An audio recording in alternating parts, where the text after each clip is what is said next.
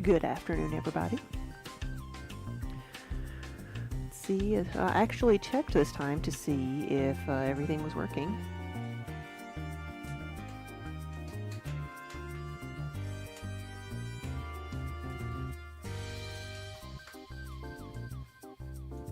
There we go. Oh, dear. Well, there went that. I can't even blame a cat. Now, where was it? Knocked over my camera. I think I had it here. Returned like that.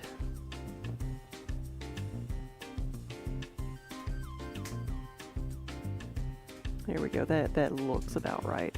Okay. Okay.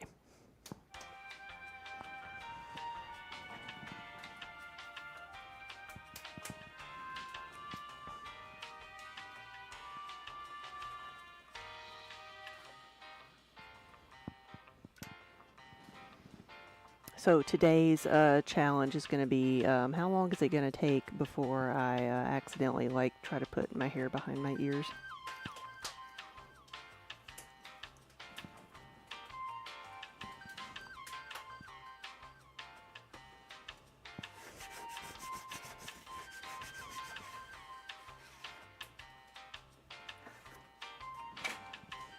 Or is my hair too long to throw with? Okay, there we go. Before I get my hands dirty.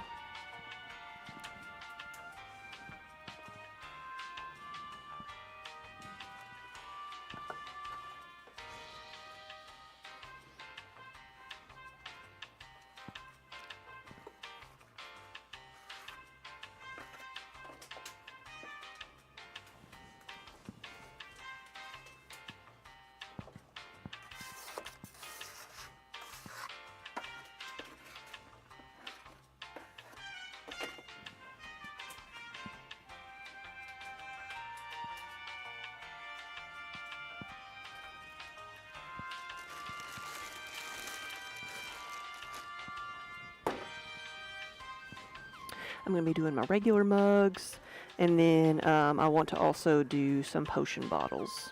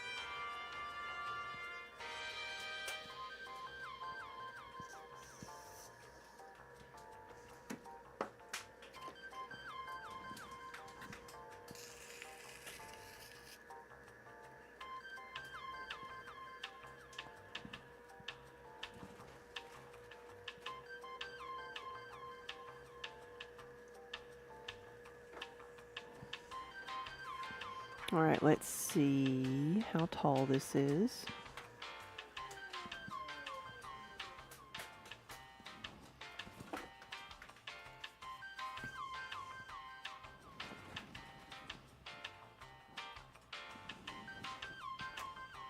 That is the correct height. Now, since I knocked over my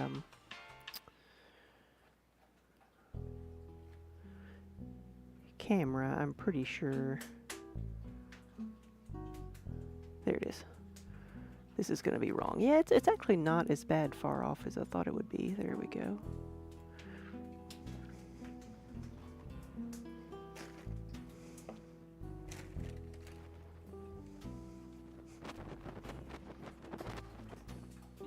My wire cutter is over here.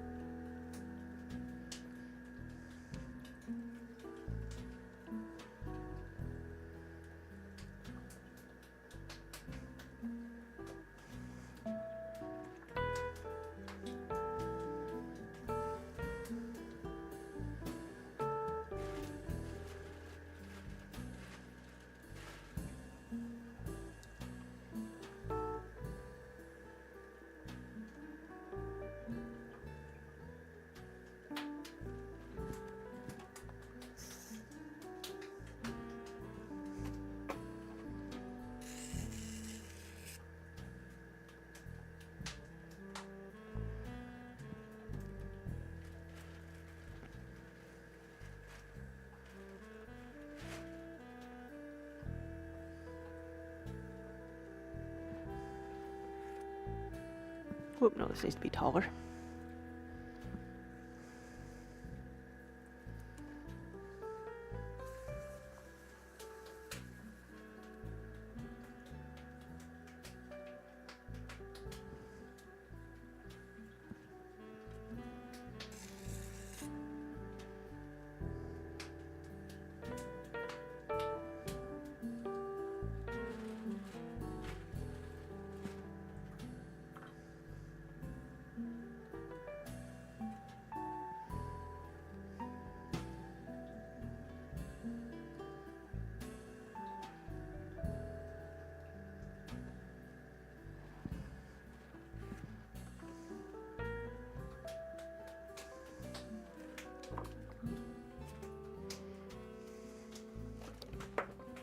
Hey, Spook. Right, it's a hair down moment. We'll see how long it lasts. We'll see how long it takes before either the hair gets caught in the clay or I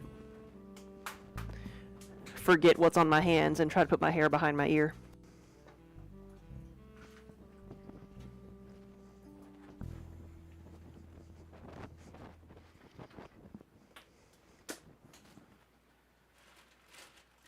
But good afternoon. I'm doing all right.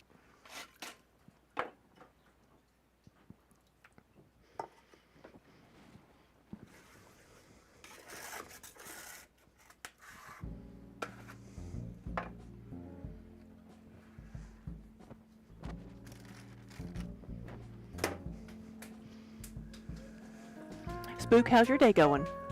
Hi, Crimson Chief. I didn't recognize you.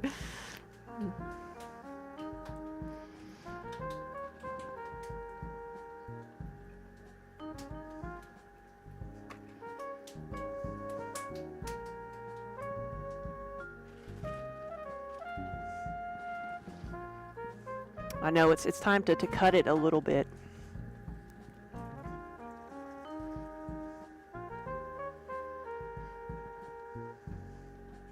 I was getting to the point where it was like my scalp was hurting a little bit from having my hair pulled up tight, so was giving it a bit of time to rest.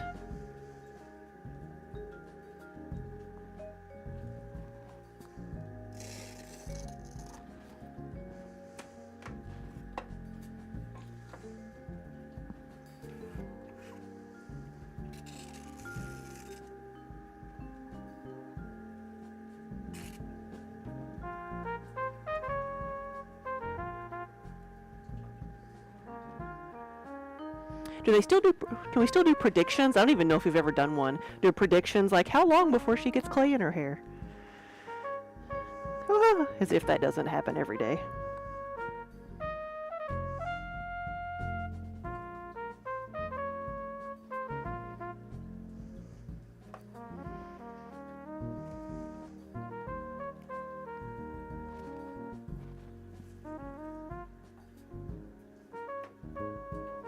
Crimson Sheep, I thought, I was like, your hair might be, is your hair long enough for a hair tie right now?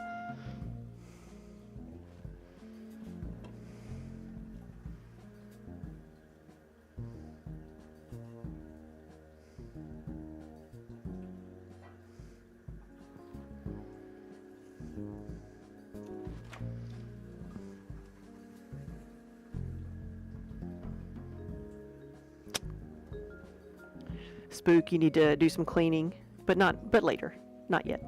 Procrastinate.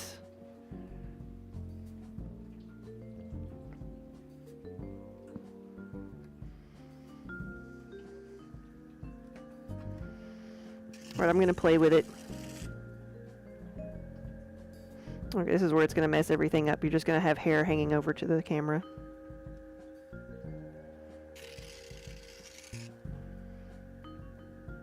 I can move the camera again. I mean, I did just knock it over earlier, so.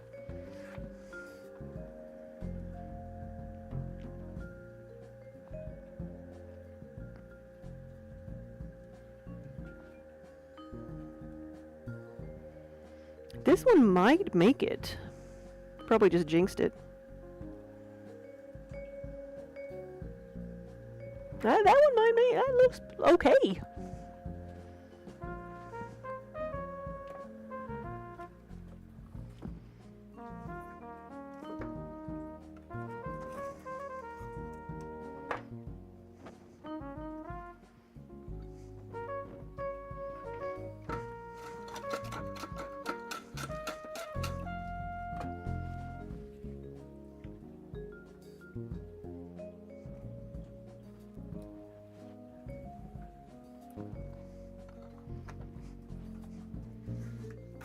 So that was a good save.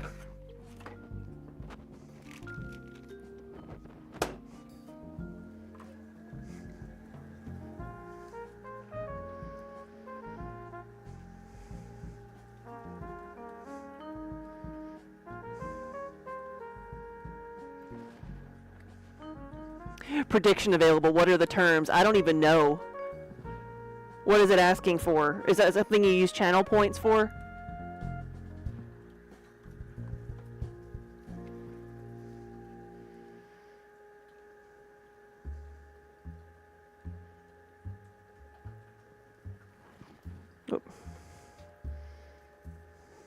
Oops. How many mugs does it take to put the hair back up in a ponytail?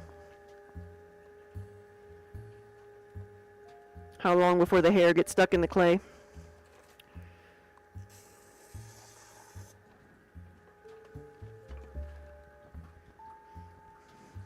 I'm going to try to move over here so I'm not, like, right in front of the camera.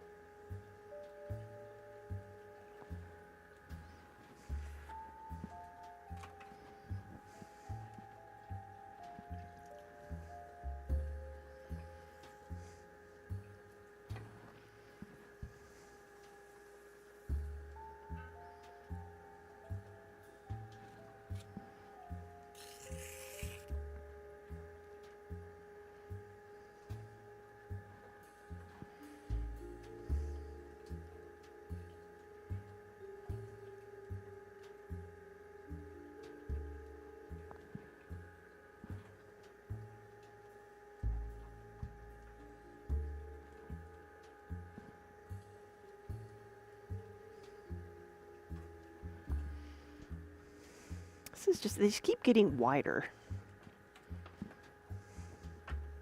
I'm going to do this one more time. Hopefully this one doesn't collapse. Let me slow down a little bit. Maybe that's why.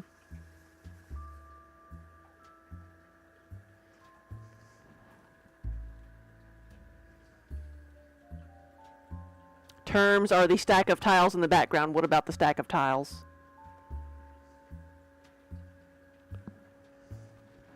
All right, here we go. There we go. Maybe we can do this.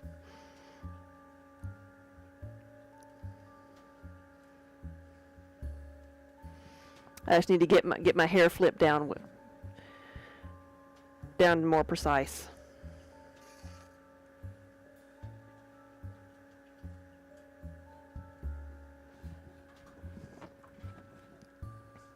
Whether the hair lasts longer than the stack of tiles. Oh, okay, gotcha.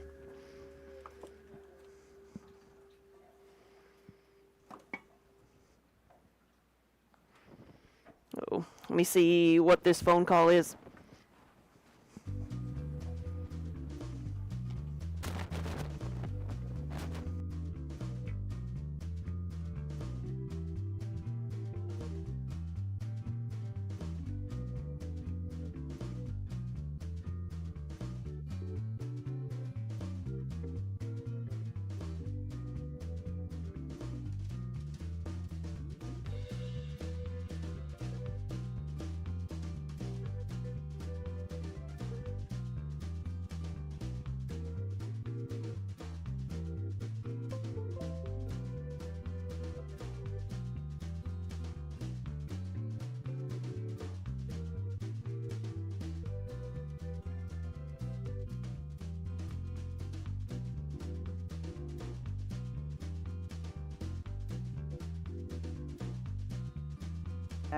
There we go. We're back.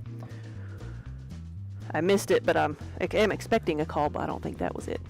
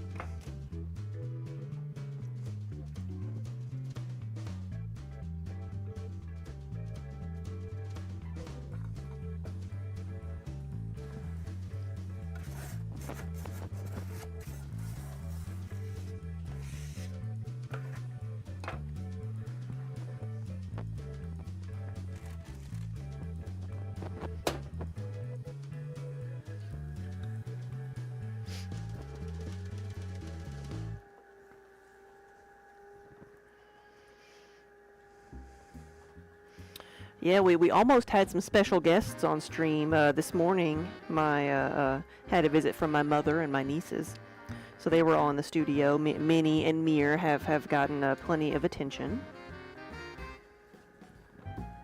There we go.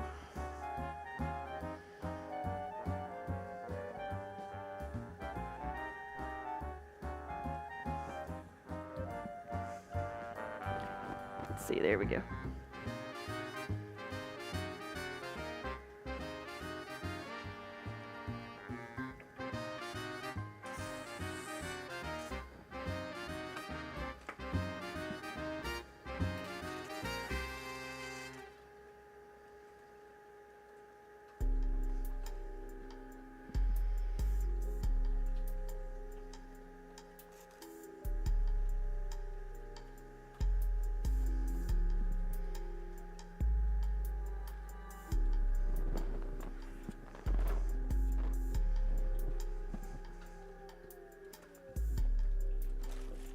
Oop, and now I'm dropping things. Throwing my tools around, but not in that productive way. Alright, I'll try to remember to pick up tiles from this stack.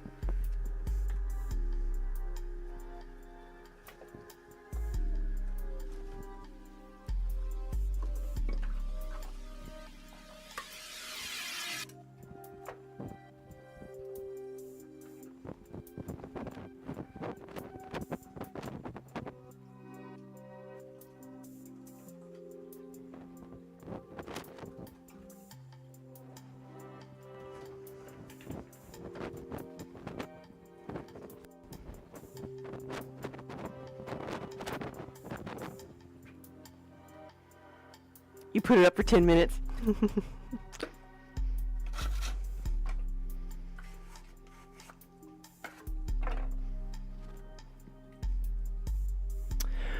Hey, Blue Booger.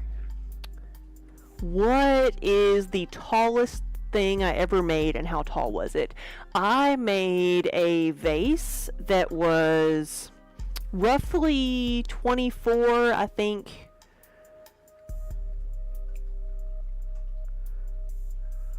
25, 31. Yeah, it was like roughly 24 inches tall when I made it, and then it shrunk down to a little bit less than that. But I had someone ask me one time, like, said, how big is your kiln? How big can you make something? And because we want a tall vase. And so I measured, and so I said, yeah, about 24 inches. So it probably was like 20-ish or so inches, by the time it was done, and because it was standing up. The kilns are wider than they are tall, so I've made like larger platters, but that's the tallest thing I've made. Because they said that's what we want. We need some like centerpieces for our event, and with their branding on them and everything. And so we did it. It was like they were like 30 pounds of clay.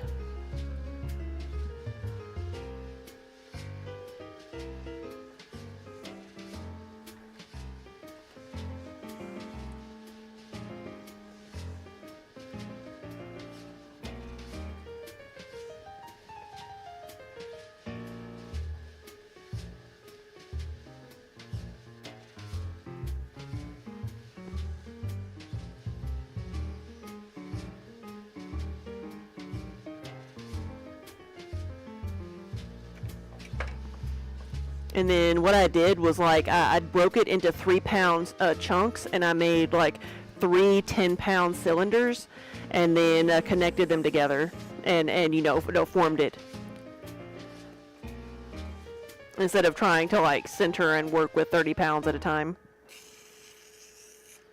That is also similar to how I made the big fermentation crock that time, but it wasn't that tall. It was only like 2 pieces.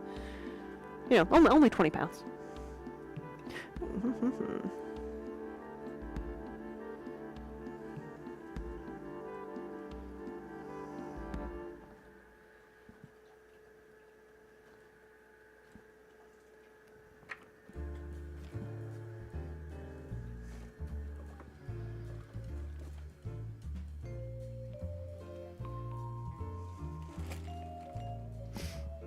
Good to know you learned that the nuclear meltdown is at 3,600 degrees Fahrenheit, so I'm more than halfway there already.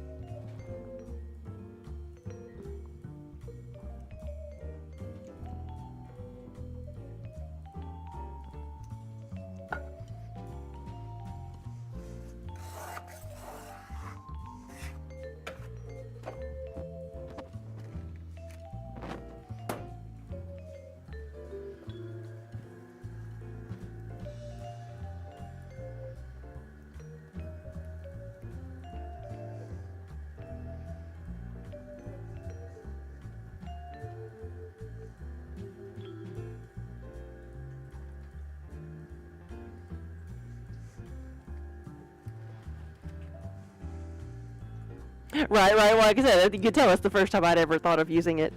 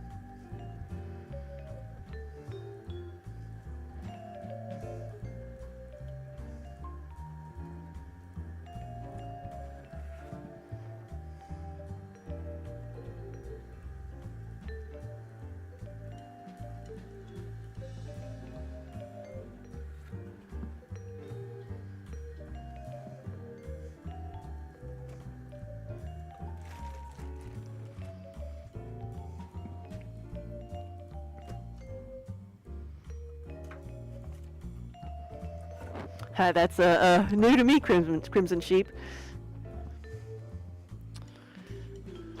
Guess I learned something today. It's like I helped our local eyeglass place the other day. My glasses that I'm wearing broke. Like one of the sides came off. They're like the rimless glasses, so they just have like little holes drilled into the edges, and one of the pins just came loose, so they kind of fell off. So I got out my spare glasses and I went in to where I got them from and said, "Hey, can these be fixed? What can we do?" And they were like, "Well, we can put."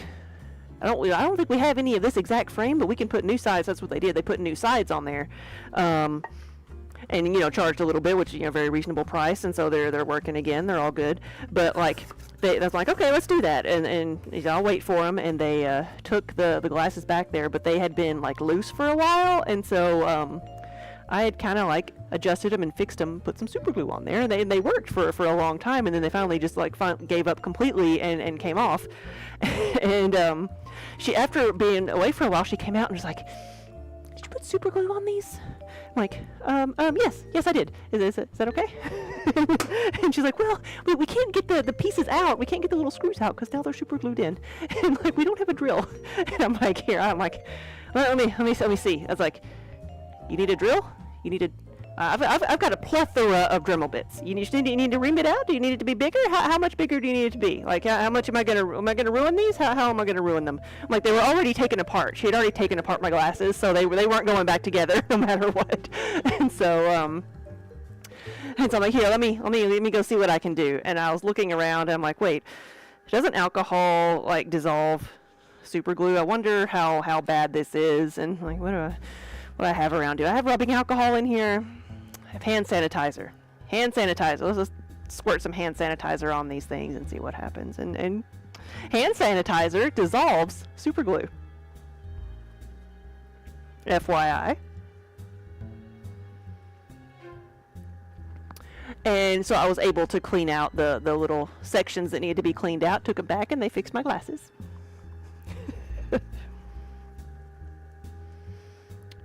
Not even having to use my Dremel.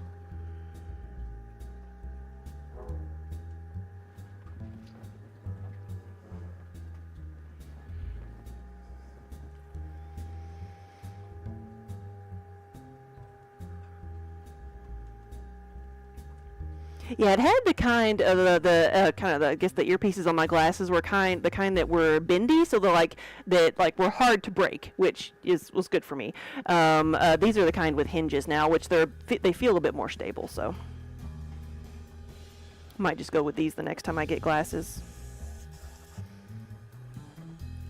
I've been looking at the whatglassesshop.com. Does anybody else use a different brand or a different company?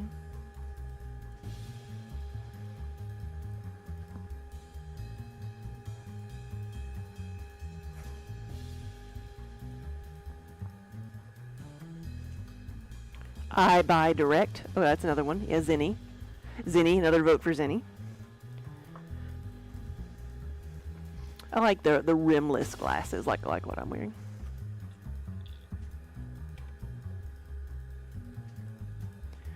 Right, Crimson Sheep. That didn't work for the guy who used super glue instead of hand sanitizer. That's a different problem.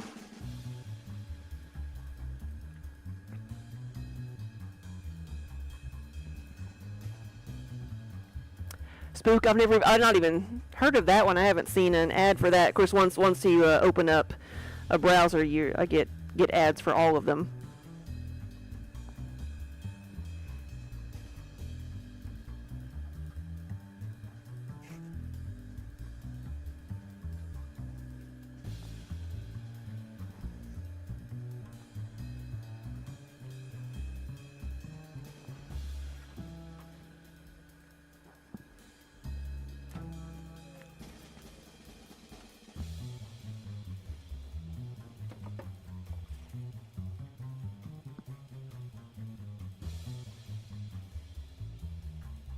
Black Friday, Cyber Monday, and they gave you credit when the price dropped. Nice.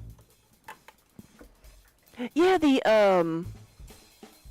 glasses shop usually has like a buy one get one or a you know, some pretty good deals, but most of their deals are only on like single vision, like you know, nothing special.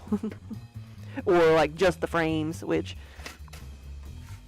so you gotta pay attention to the fine print. Zenni also has rimless styles. I'll have to look.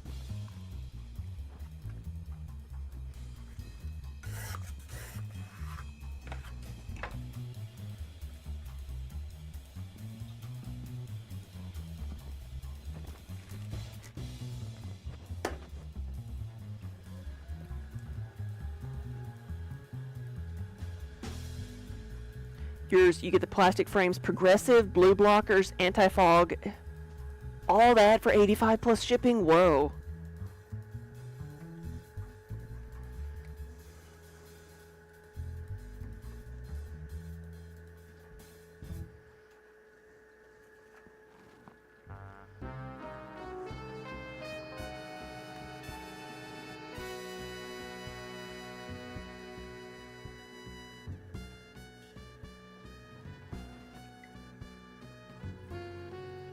Spook, are yours single vision or bifocal?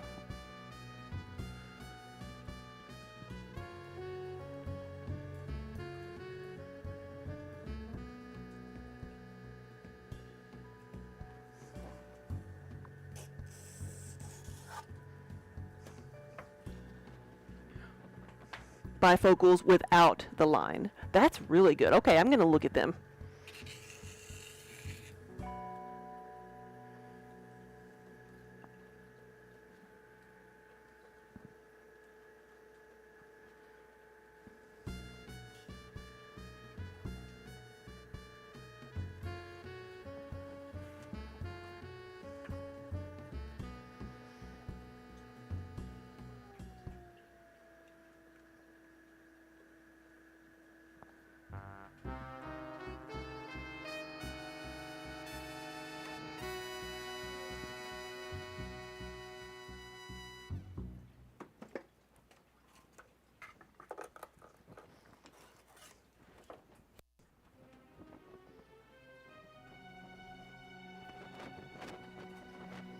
Yeah, my distance vision, I don't feel like it's changed all that much, but close-up vision is getting worse and worse.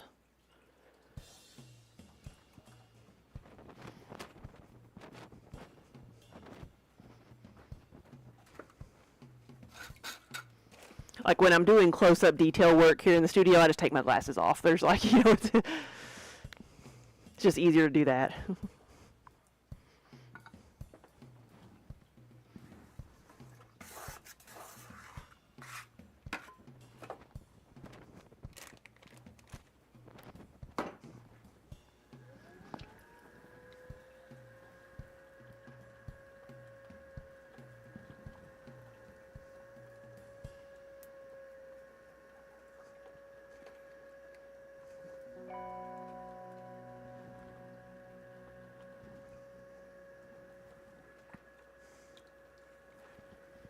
I'm not sure what high index means.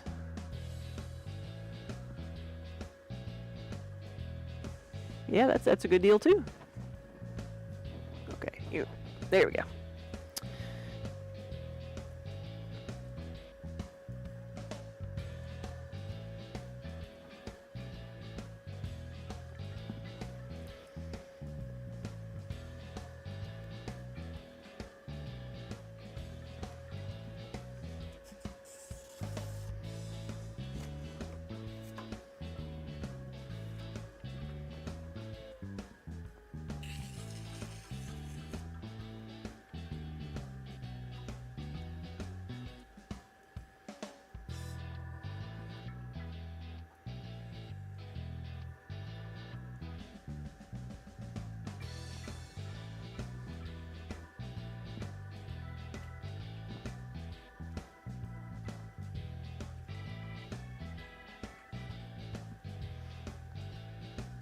Yeah, the high refractive index, that's not something I'm familiar with. I have astigmatism.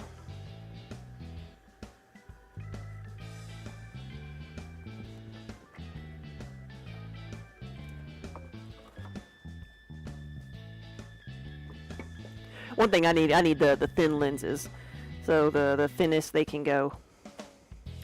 Because one time, like many years ago, it's been a while now, because like took my prescription to a place to get some glasses, and they were, asking all the questions like, what add-ons do you want? And I'm like, yes, I want the thin lenses. And they looked at the prescription like, yeah, you do. Yeah. I said I needed the thin lenses.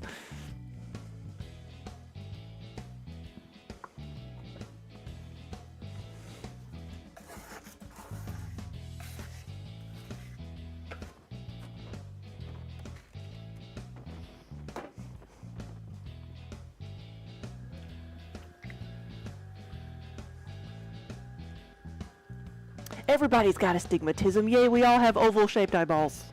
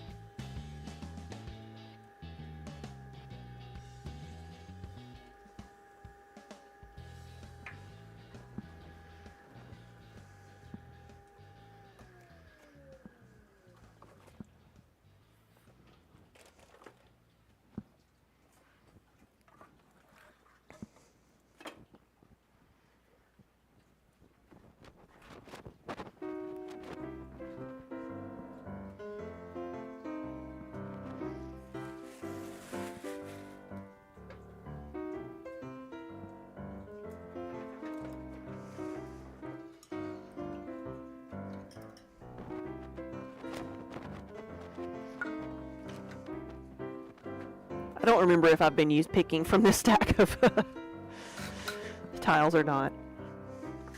But I still don't have any clay in my hair. I don't think. I might. I don't think I do. If I do, it's going to be little splattered bits. You had to wear an eye patch and glasses.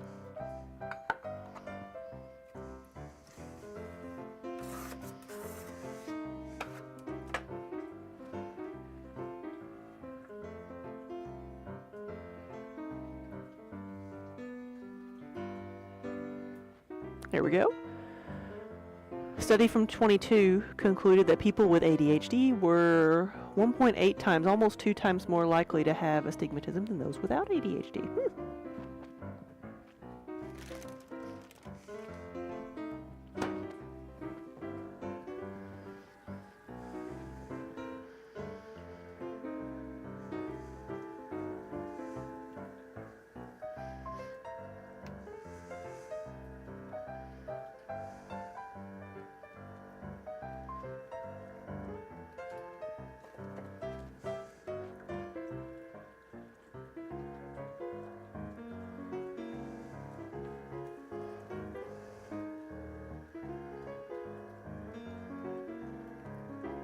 Yeah, I've had glasses since I was in 4th grade, so 9 years old.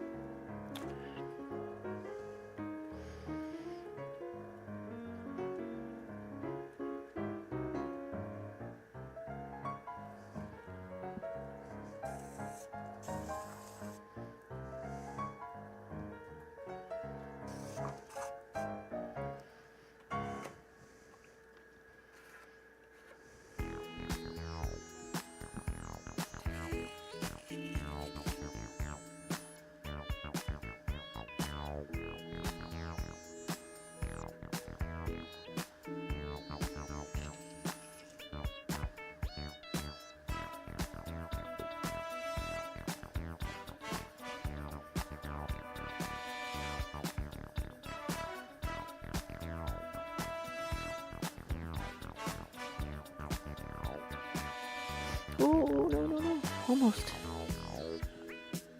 I was trying to make it a little bit taller. We can still do this. Here we go.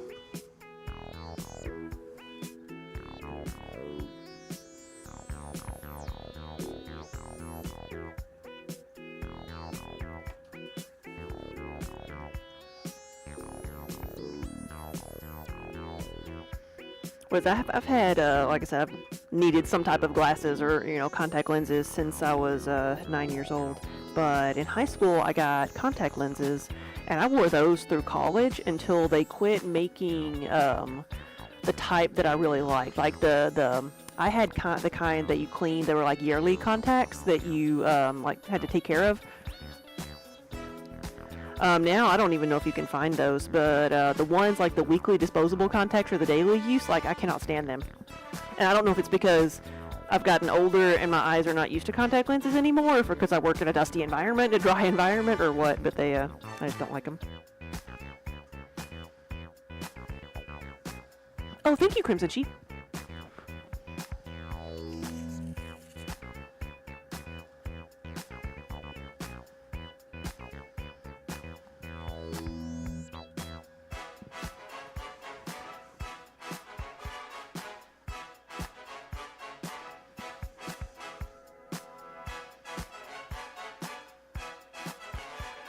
Spook, your twin had severely crossed eyes and needed surgery twice. Were they able to help him?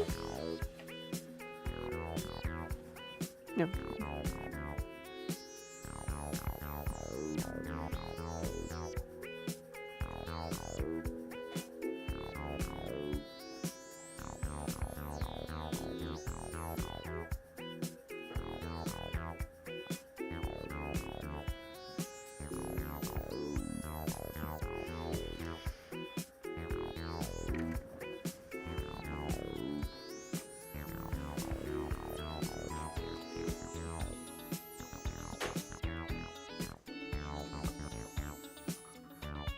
Yeah, I don't even know what causes lazy eye or crossed eyes. Is it like as simple as like releasing a tendon or something? I don't know, like for an astigmatism, it's similar to a cataract. Like they can go in and fix it by literally like shaving off part of your eyeball, which apparently fixes it and you can see. But it sounds horrific. The muscles that hold an eye in place and move them around. Okay. It's a muscle, not anything else, okay?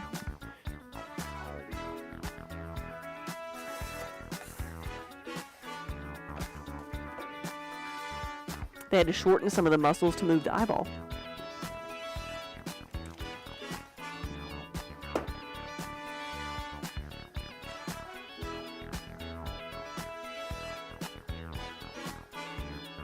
How old was he when he had to do that?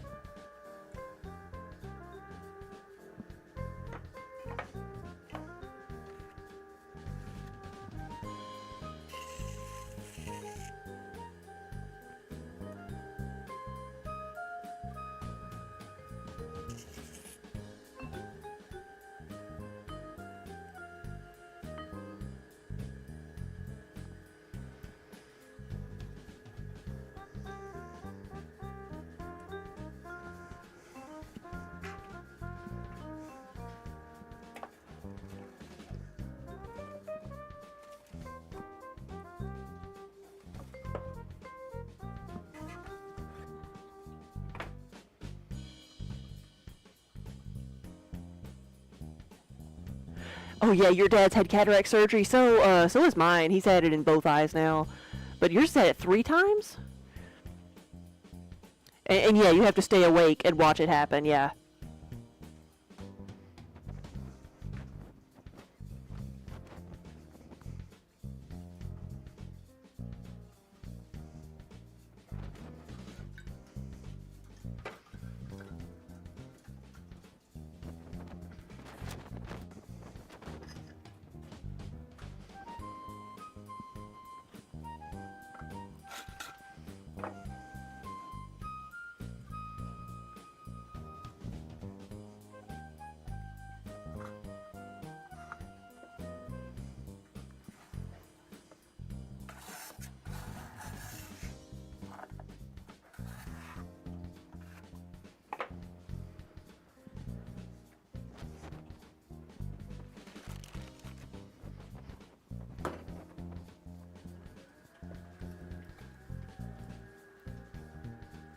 Ooh. I think I remember you telling me that. I forgot about that.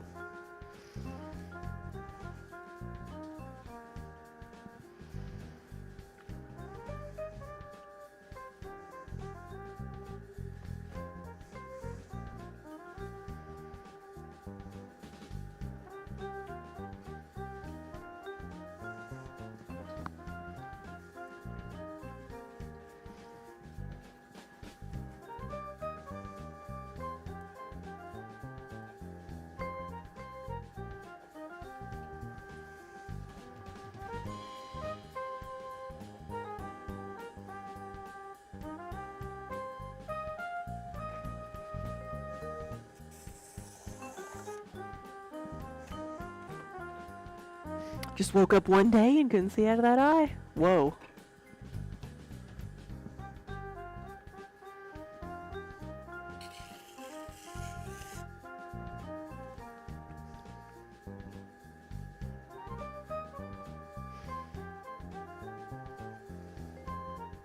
Crimson Sheep, do you think your dad has a source for high temperature wire? Or should I just go like to Amazon or some of the electrical places?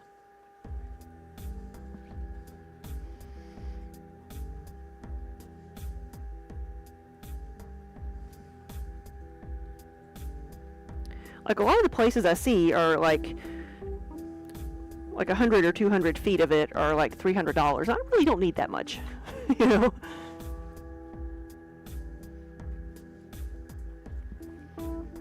It's a little bit too wide.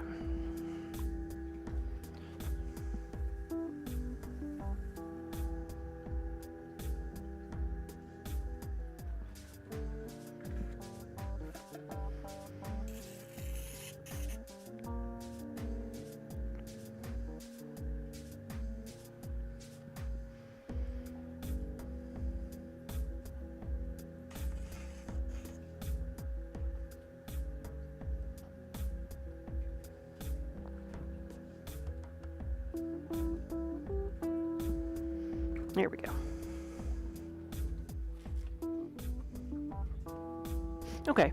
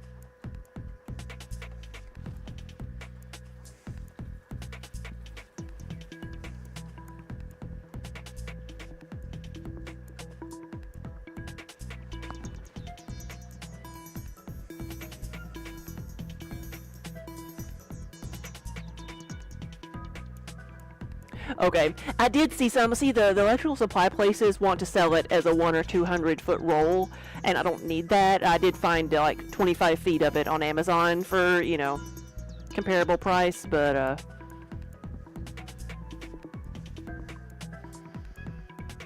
was kind of wishing I could get it somewhere else.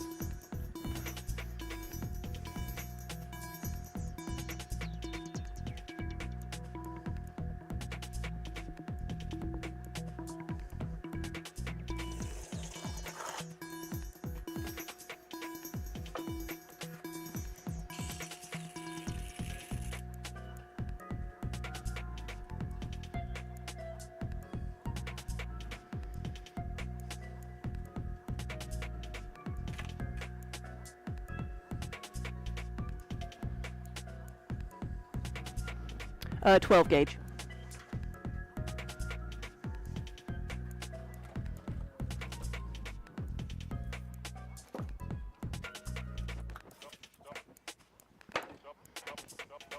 And it's the high temperature wire with the fiberglass casing on it.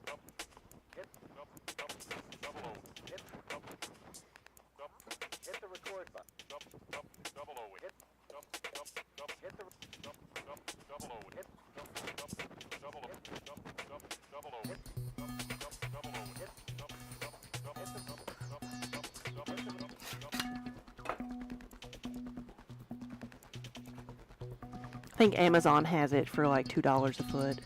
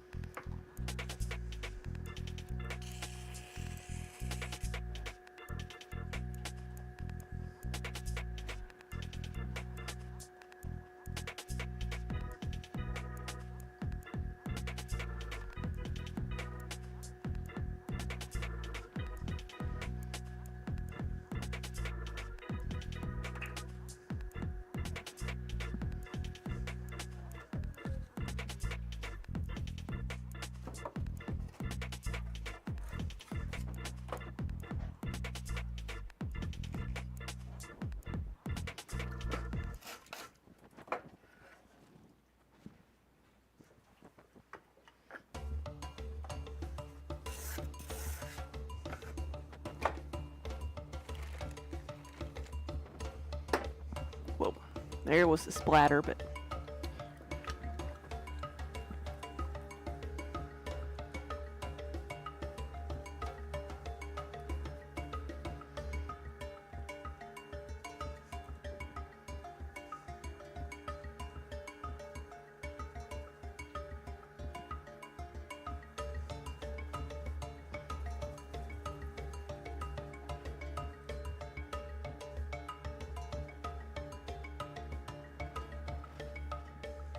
how much am I needing? Like, I would like to have 25 feet, but like, I would buy a spool of it if it was under $100.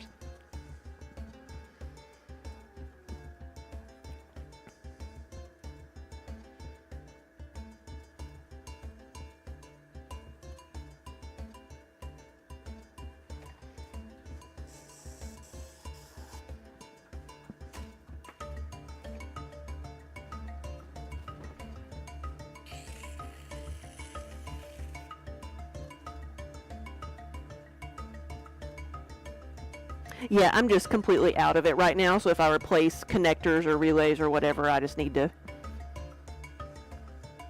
like to have some on hand.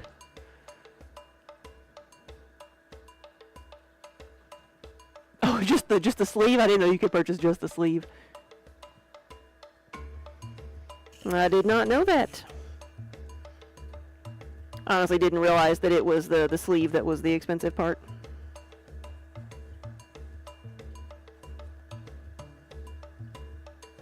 Or I guess I could just go wrap all the wire in fiberglass tape. I don't even know how expensive the fiberglass tape is.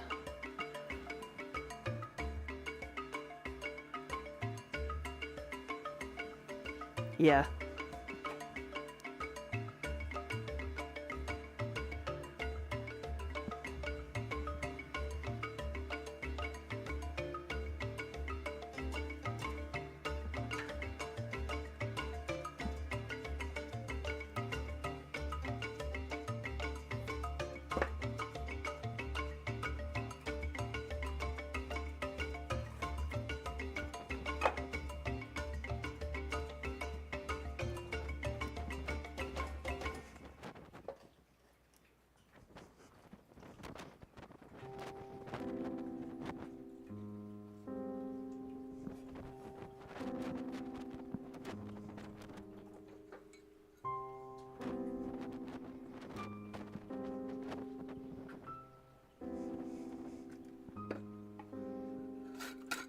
Yeah, I wouldn't mind changing out my other kiln here to giving them like a dedicated relay for each element, where 'cause it was like the other one was set up like two of the four middle elements run off of two relays, and those are the ones I have to replace all the time.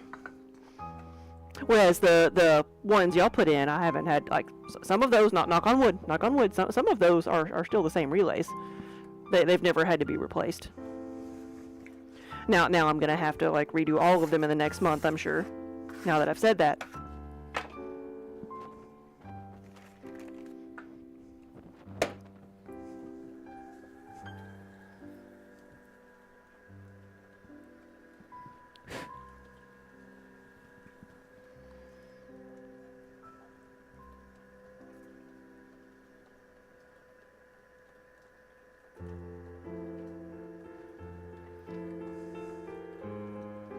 When am I buying the replacement kiln now that it's doomed? Yeah.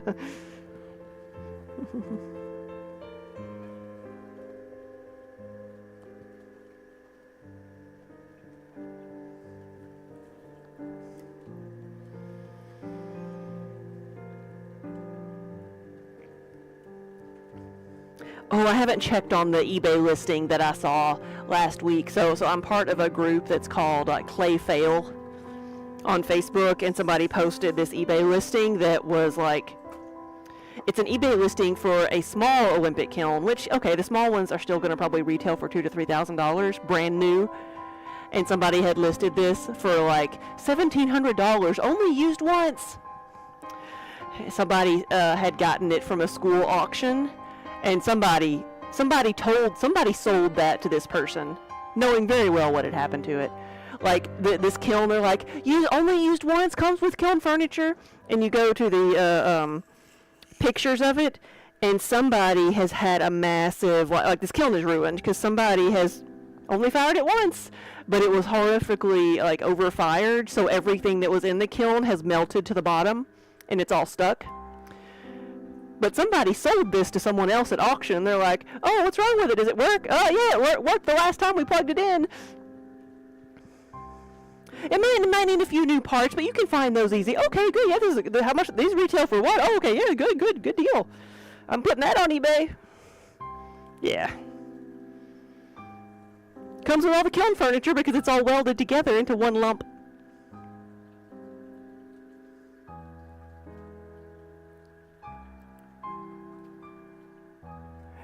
Only fired once, was actually in a catastrophic house fire once. Are we back from ads? Hey, Sandora, Is the clay I use consistent in quality, or is every batch different? No, this is consistent in quality. I am using Kentucky Mudworks clay, so I do purchase the clay. The only inconsistencies come from me using Reclaim. So depending on how soft my Reclaim is, each batch might be, some batches might be softer, some might be drier. But that's usually something that I can control with my Reclaim, which is what I like to do because I prefer to throw with the clay a little bit softer. So by adding softer Reclaim, you can make the clay, for me, a little bit easier to work with. And I say that for me, it's a little bit easier to work with because I'm doing small pieces and I tend to do so many at a time that if you're working with really dry clay, like it takes a lot more out of you. You know, it's a lot more fatiguing. But working with clay that is a little bit drier can be a bit more forgiving. You just have to put more force into it. So it may not, collapse as often.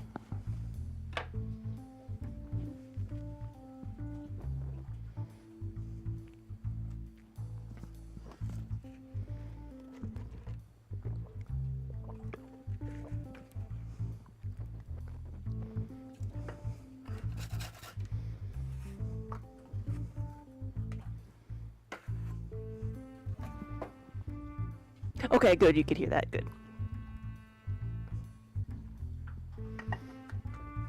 Sandora, have you had issues with getting clay that was inconsistent? Now, the only thing I can say from buying clay when I've bought different brands that if something has been sitting in a warehouse for a long time, it is eventually going to dry out. So sometimes the clay might be, if the clay is stiffer, you might think that it's been from an older batch. But with this, I get this stuff directly from the manufacturer, usually, within a month or two of it being made. And sometimes I'm outside the door waiting for it to be bagged up so I can pick it up, Sometimes it's that fresh.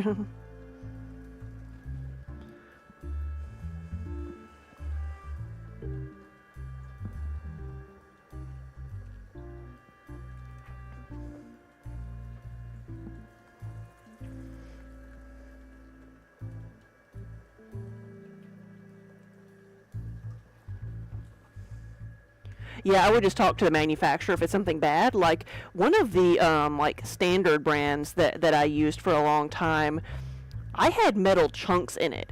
And at first I was like, well, maybe something fell in my Reclaim, but I opened a bag and had these big metal chunks in the clay.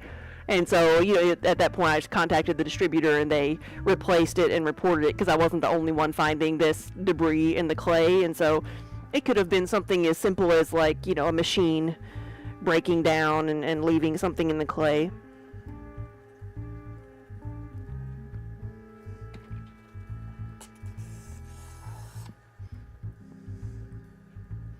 I wondered where that auger went for the pug mill, right? It's we do find things fall into the Reclaim bin, and it's oh, that's where that tool went. I've been looking for that.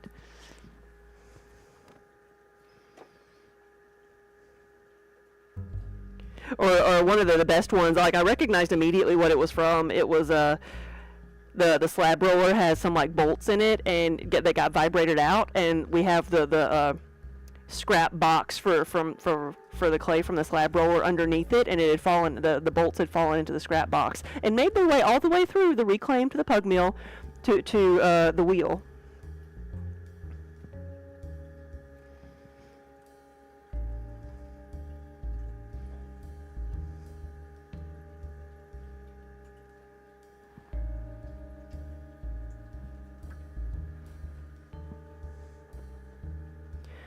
Is there any technique that has inclusions in the clay intentionally? Yes. So a lot of the different colors that you're going to find of clay bodies are usually mimicking, or for sale, are mimicking different regions of clay found in the wild.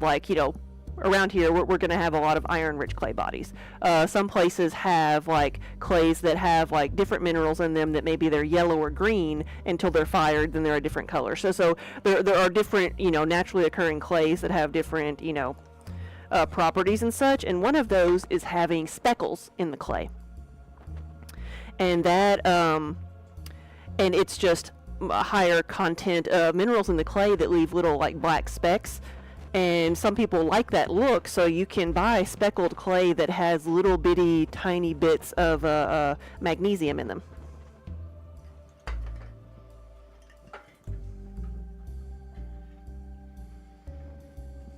Because it'll give you it looks more rustic.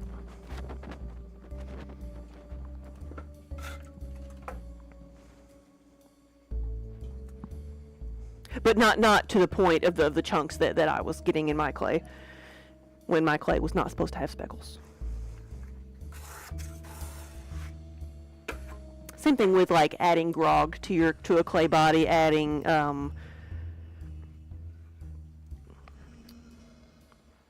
like bits of clay that's already been fired so that it feels very like sandy and gritty. It can help with throwing larger pieces or big sculptural pieces because it helps the clay like crack less, and you can build pieces that are thinner, taller. When you have stuff like that, you find it a lot in the architectural ceramics.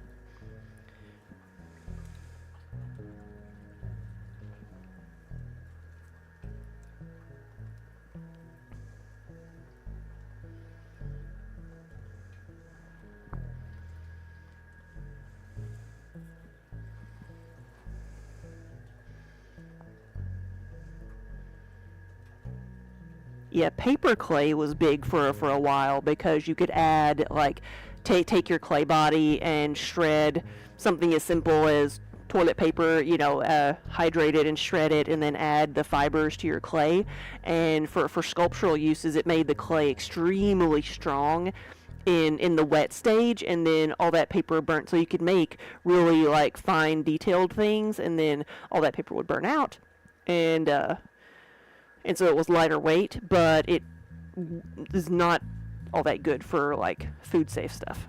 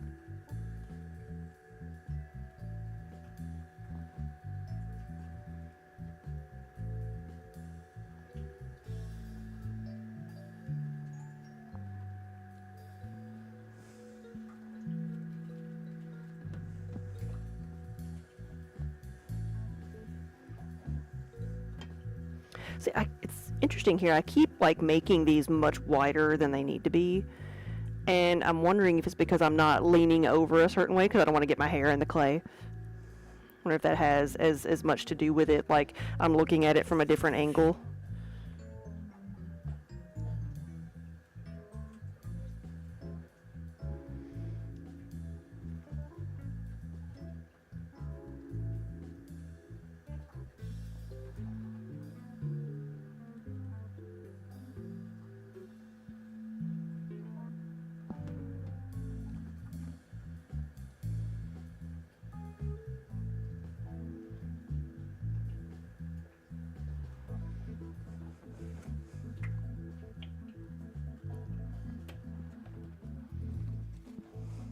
The end was nigh. I think I keep pulling tiles from somewhere else.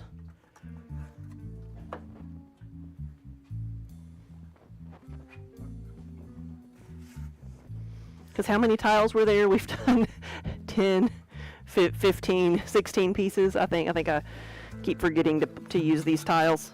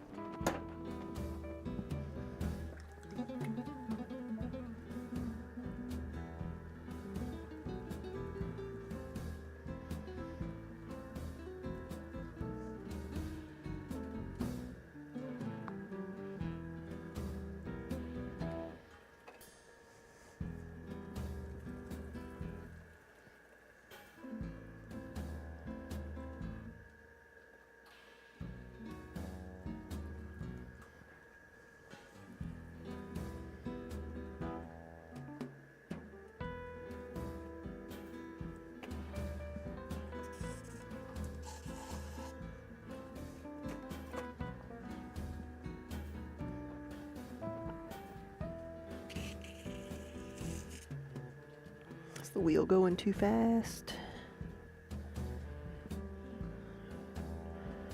The camera needs to focus.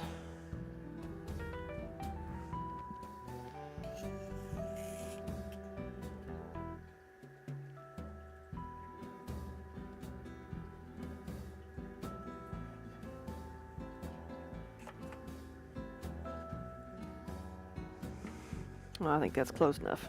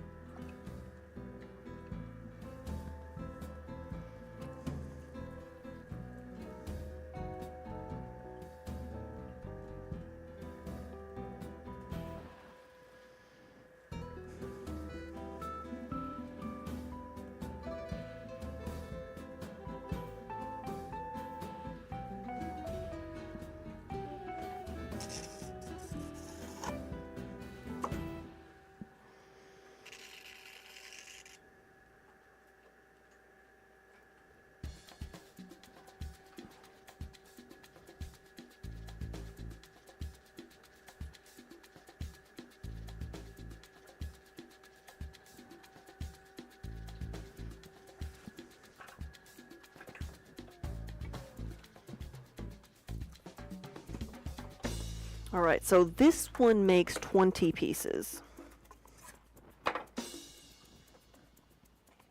Nope, let's pull it from over here.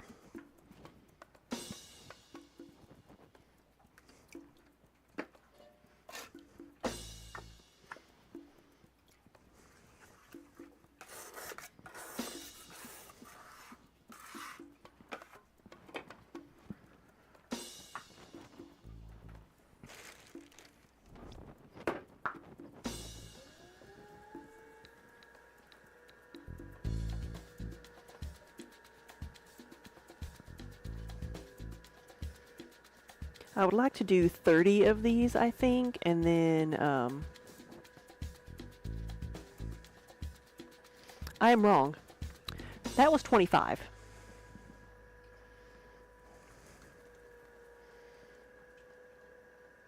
So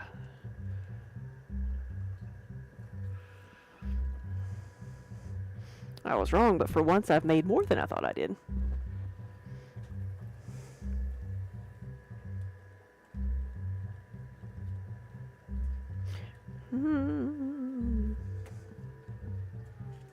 Let's go ahead and trim this off and take care of the base.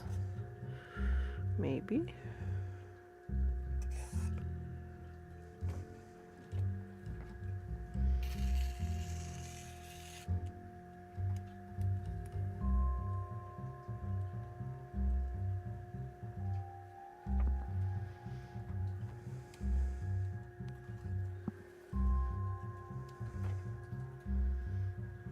Here we go.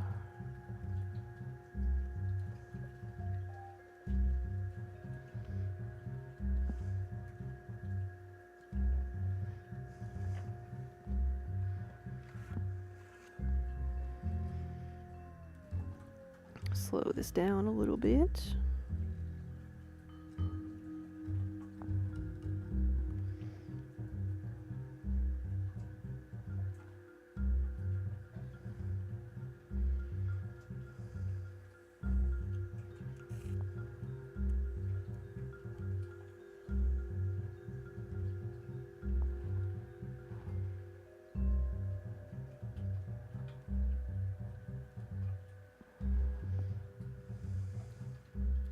I think that'll look okay once it's not spinning around anymore. It's got a bit of a wobble to it, but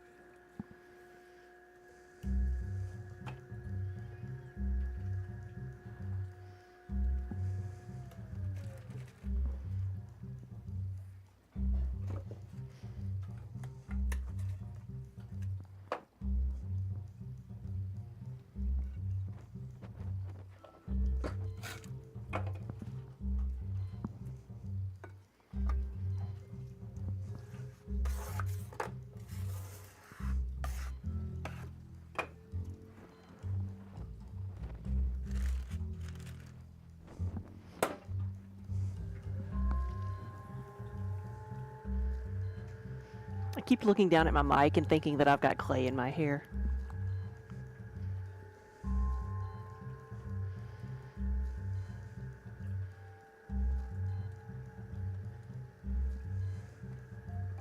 I think I'm still mostly splatter free. I'm the lighter parts you see on my hair are just white hairs.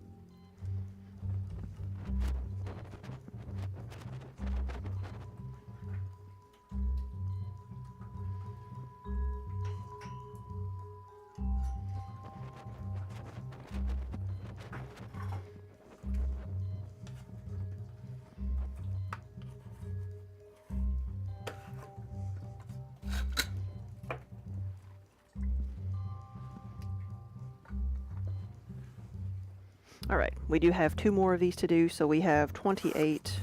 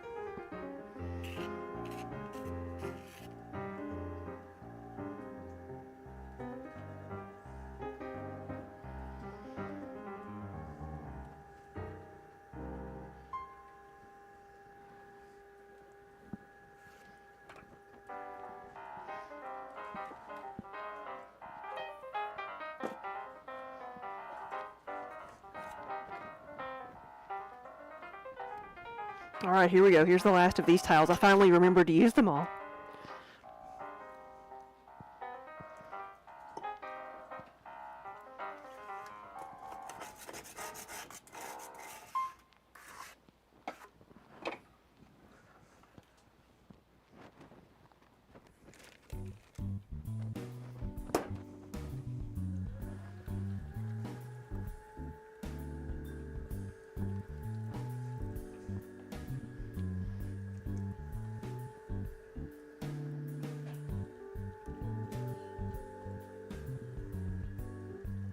I think I might have found the rest of that sponge.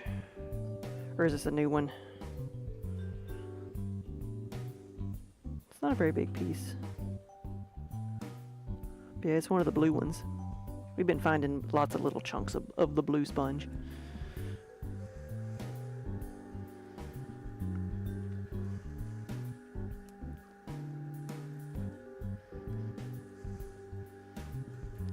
when we were talking about inconsistencies in the clays earlier, that's what I was talking about. Like, because of the reclaim, we have, like, you know, random things that get stuck in here, stuck in the clay,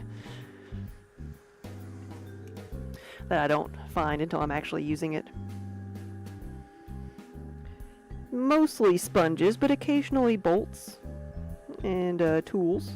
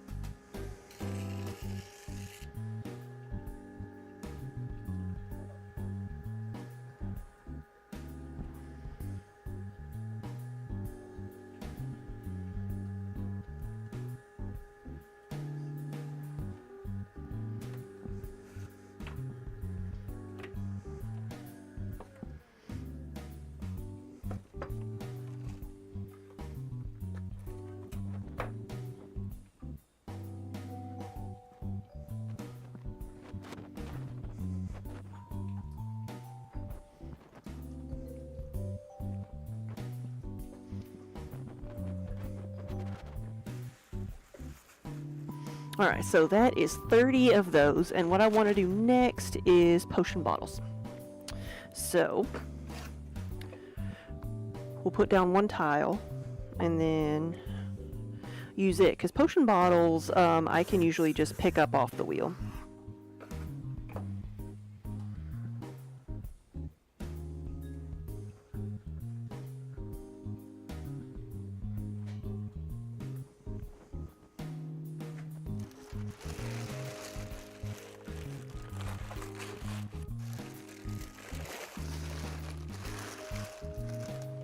So this is less clay. It is only like 3/4 of a pound. And let me get a board over here so I can have something to set these on.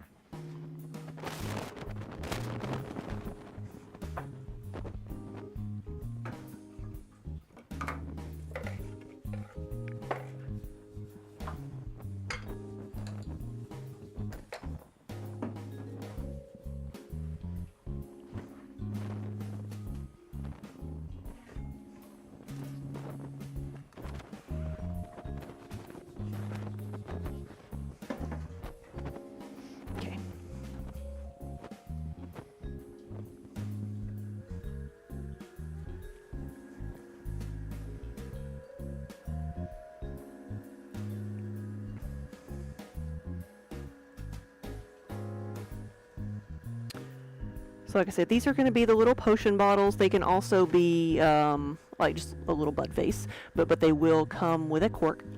And you have the option of purchasing a leather strap holder for it. And the leather straps are made by Moco Made. Live on stream.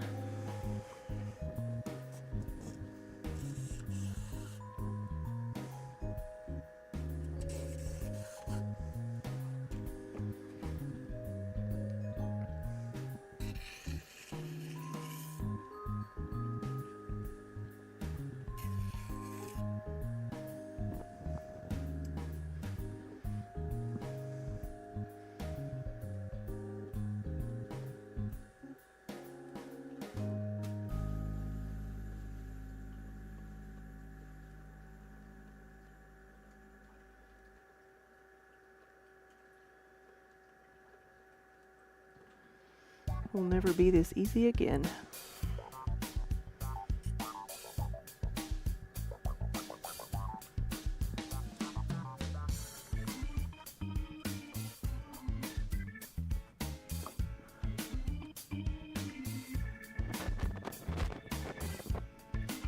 And these guys will have different, some will be plain, but some will have different sayings on them. You can custom order these. There we go. You can get them right there. Thank you, Crimson Sheep. You can custom order them. Put whatever you want on them. Most recently, I made one that had a little llama graphic on it from the Emperor's New Grooves. It was this Cusco's Poison. So I've made some more of those because it was like super, super popular.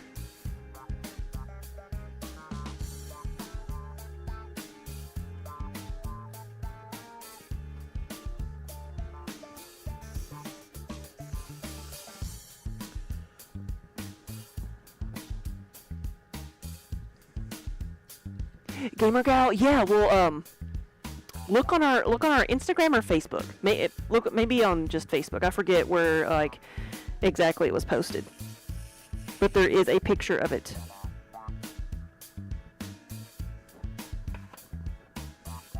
I have one here that's not finished that I can show you.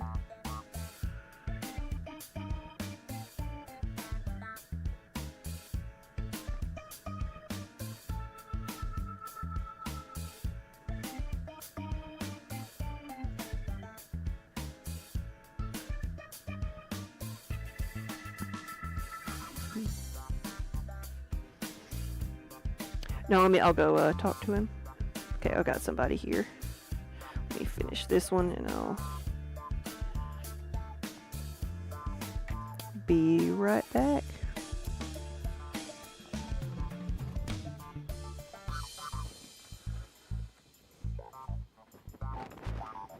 Okay, I will be back in just a minute.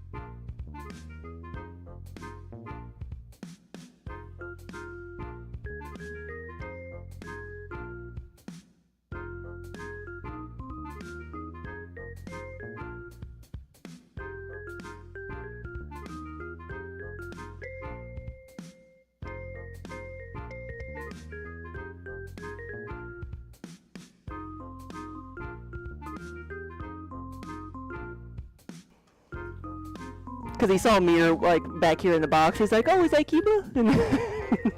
So sat up there playing with Mir.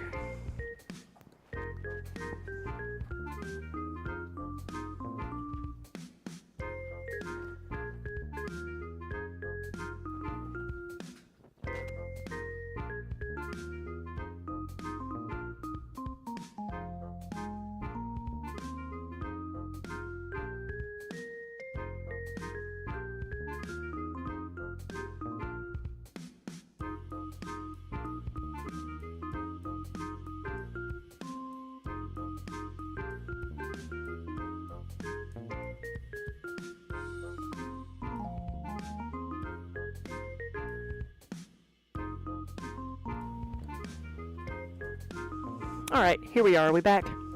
Was my mic on that whole time? Because I don't know if it was or not. I just put my mic back on and realized it was on, so I apologize if it was.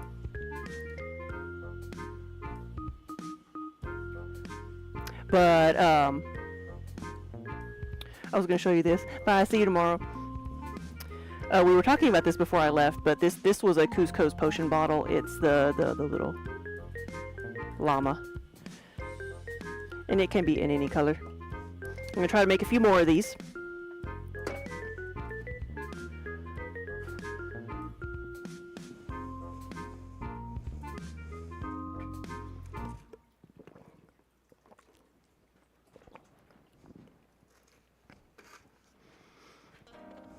The person who does our wooden lids dropped off some more, so we've got some more of those.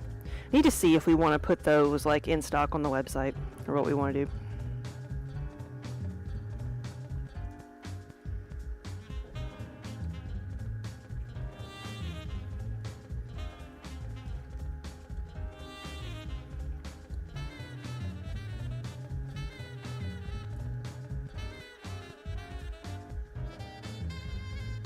Oh wait, I'm making it. I made that too tall. Don't really need another small mug, but let's see if we can make this a potion bottle still.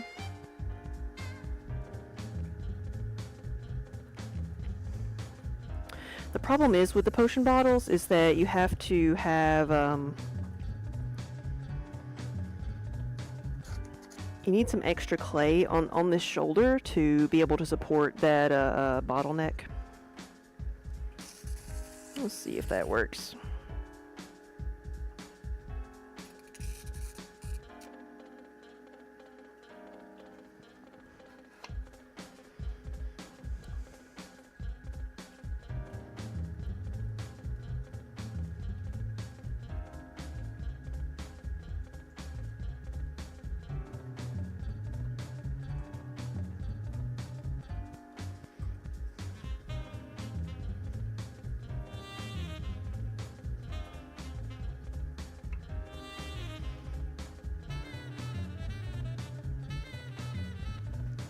Where is my knife?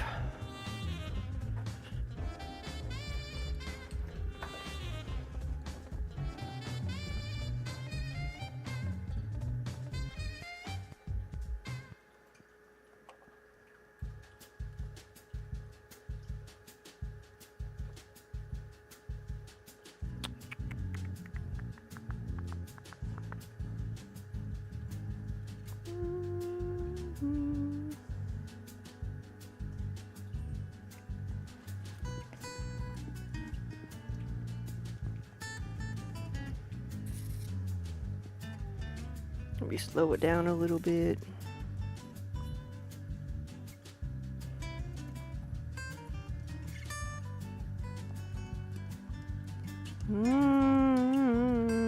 What do you think? What do you think?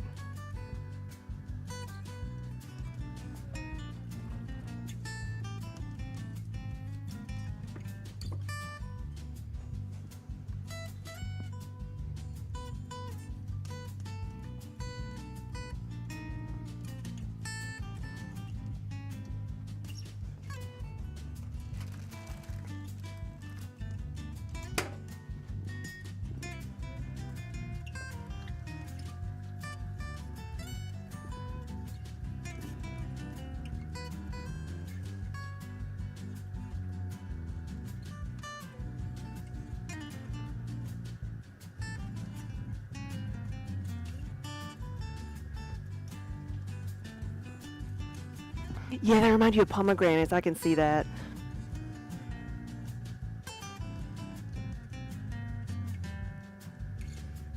Not make this one as tall and actually pay attention to what I'm doing.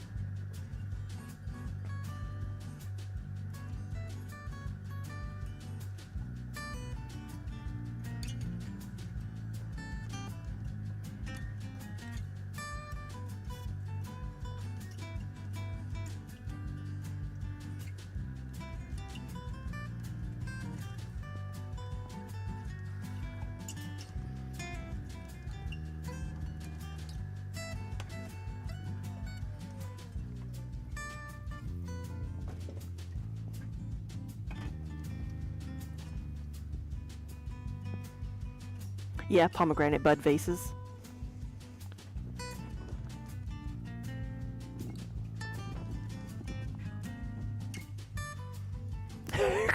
Yeah, throwable projectiles. It does work. Some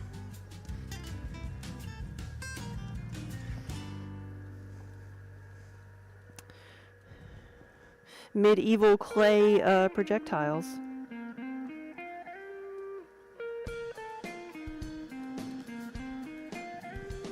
Hey, knitter girl.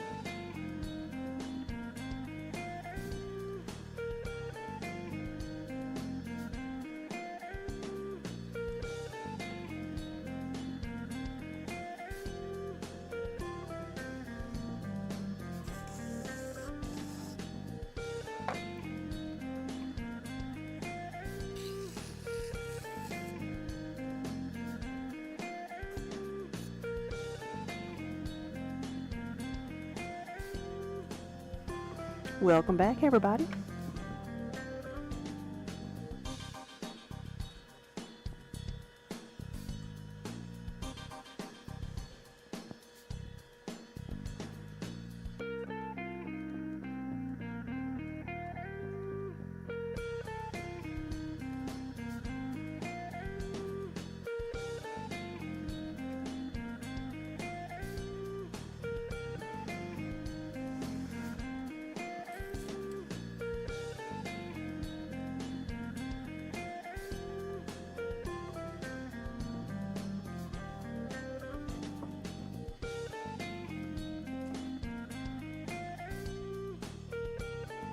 Well, hey, buddy.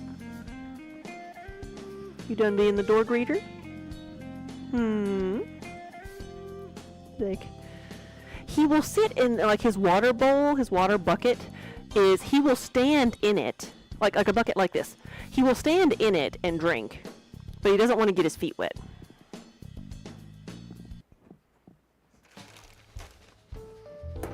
By walking across the clay.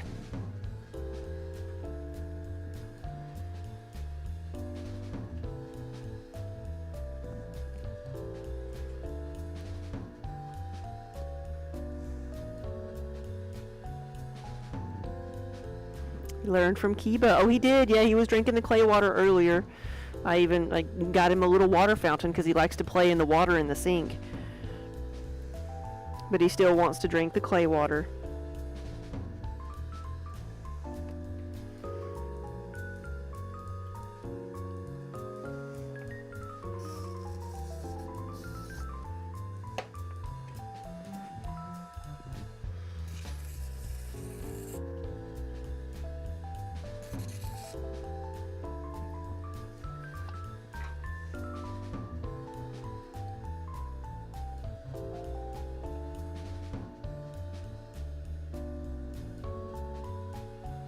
Gotta see how many I have of each of these. Some of these are going to be the health, mana, and stamina. Those are always the most popular, but I do quite a few others as well. The tiers of my players and the tiers of my enemies are always popular.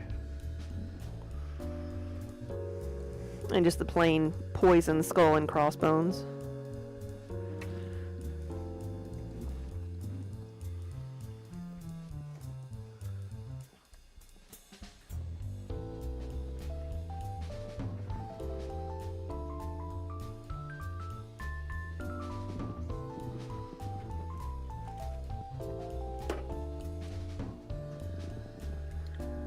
Always have to make a couple of the gummy berry juice potion bottles just to see who all's as old as I am.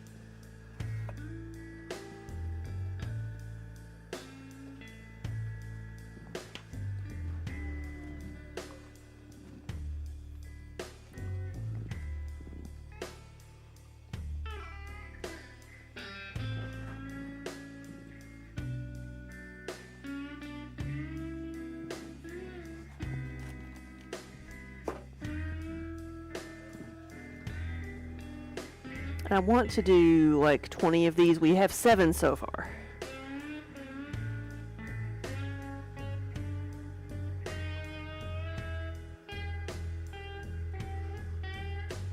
Any other potion bottle I should be aware of? Like Cusco is our new one, and we're going to make some more of those.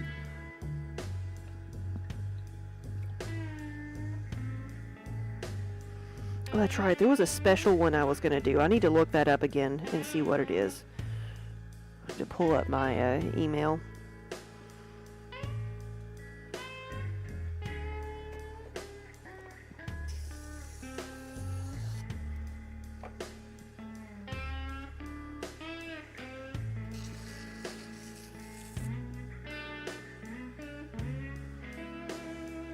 Last year I did the Zelda potion bottles, and they did okay. Some people like immediately recognized them and loved them, but they were not like I've still got some left, so they weren't like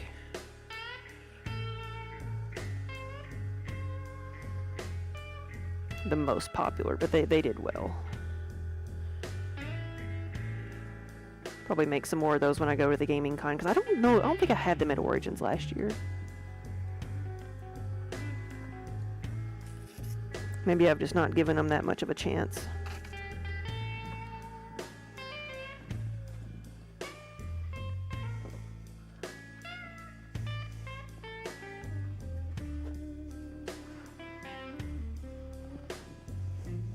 There's 8.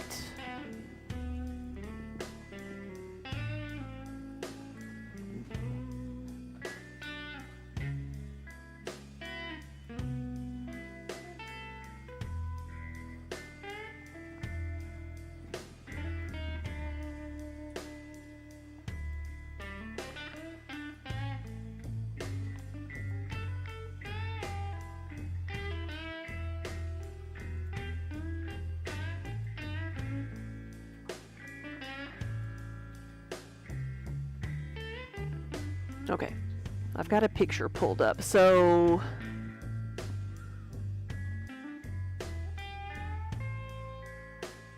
has anybody played the original Dark Souls game? That's what this is. And they want an Estus flask from the original Dark Souls game. And we're given pictures, and I'm going to try to make one. It's a potion bottle.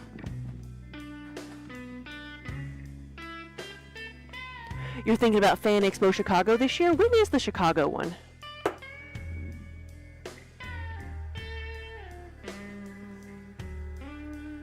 Milwaukee Oddities and Curiosities? That would be fun. There's like, the Oddities and Curiosities expos are becoming more mainstream now, that like you're seeing some of the same vendors do the Oddities shows as do the fandom shows.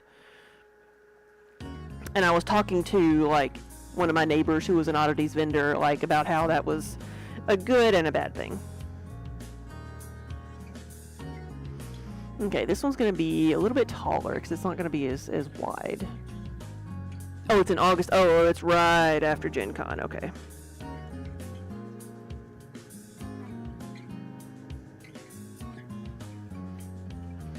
I think I am going to make this a little bit taller.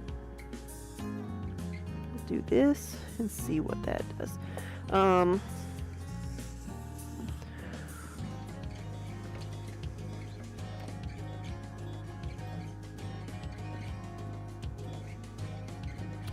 Slow it down a little bit.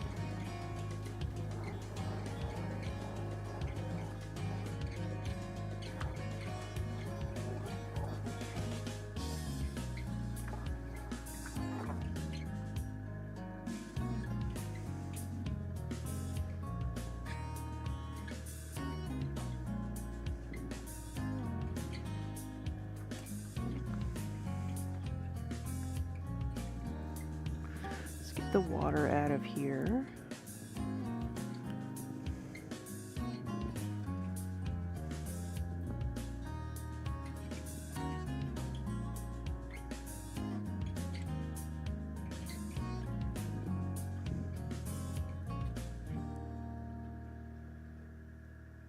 Let's make that and this about right there, and then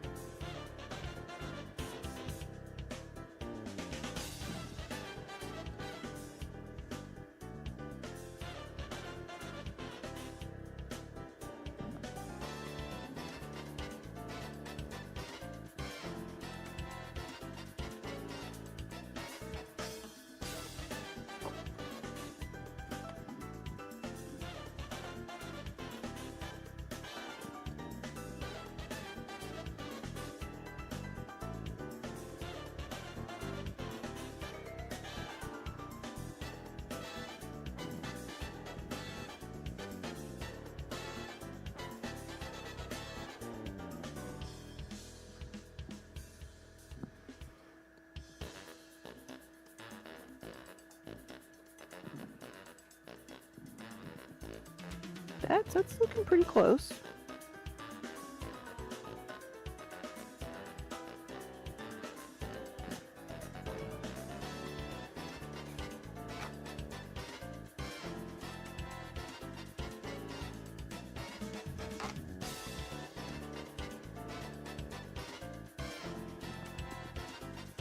All right.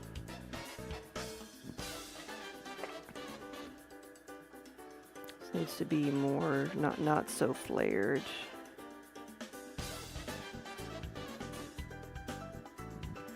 So it's collapsing, of course, because that's what happens.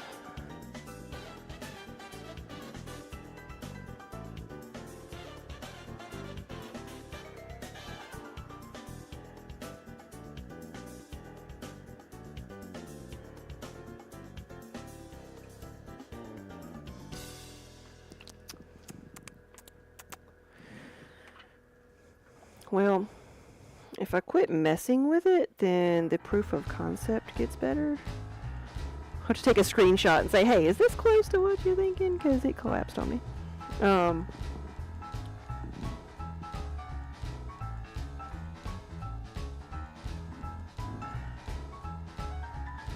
So yeah, it has this, I wonder if that's supposed to be like the bottle stopper. I wonder if it's just supposed to be that.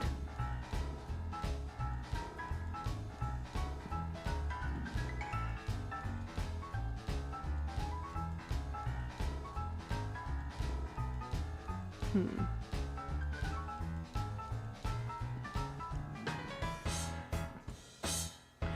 try one more.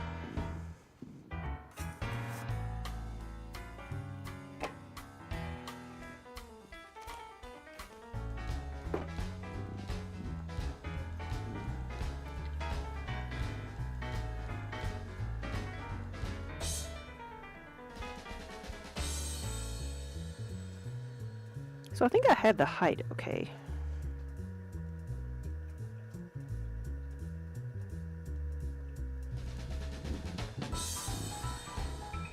It was an experiment, right?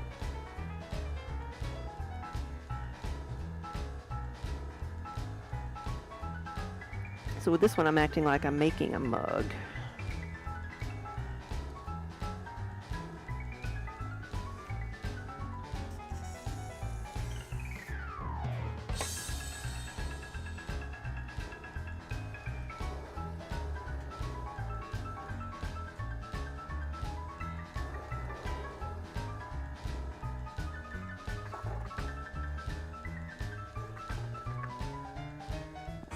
Okay.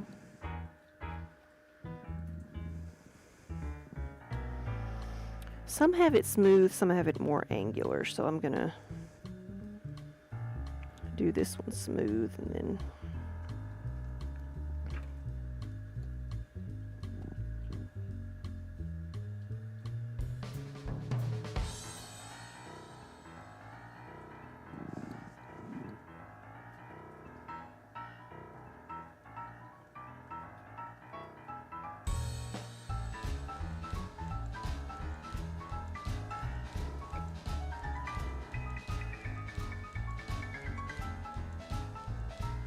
this is like very, very similar to making an actual like long neck bottle.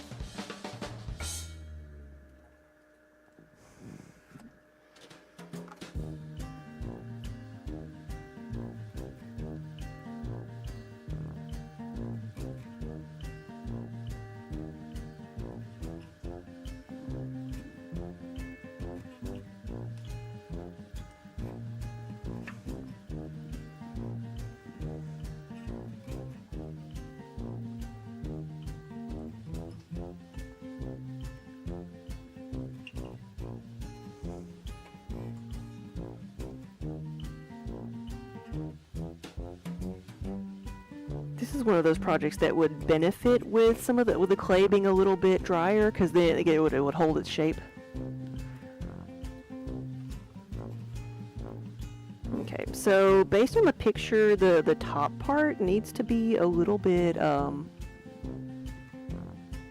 taller, so I can make some adjustments. But that's basically what it needs to look like. And then there's going to be some texture on it, and it's going to be mostly the emerald green color. Like I say, I don't know if this, from the picture, if this is meant to be a stopper or if it's meant to be a, if it's meant to look like that. Crimson Sheep, yes, an Estes flask. Is this what it's supposed to look like? I've got pictures that I was sent, but am I on the right track?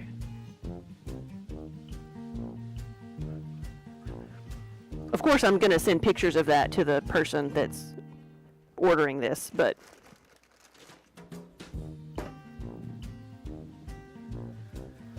Like, some of the pictures are more angular, but I'm assuming that's just like in-game graphics. Yeah, proportions are a little off, yeah.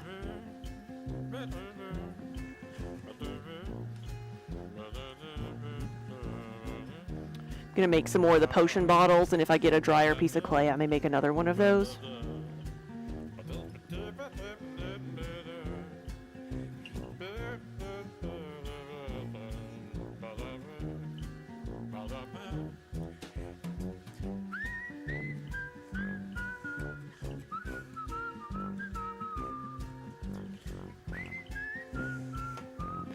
You sent me a picture, didn't you?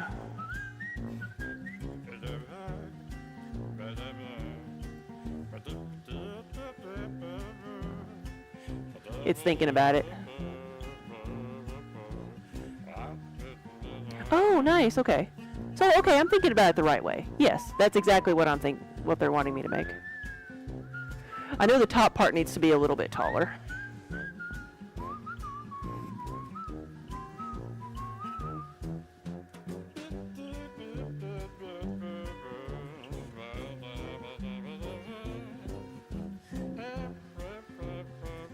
Well, since I've already made this one a little bit taller, I might as well try to make another one.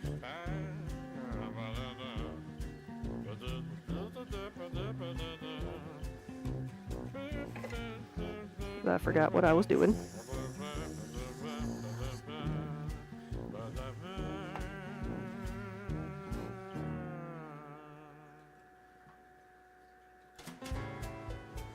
There we go.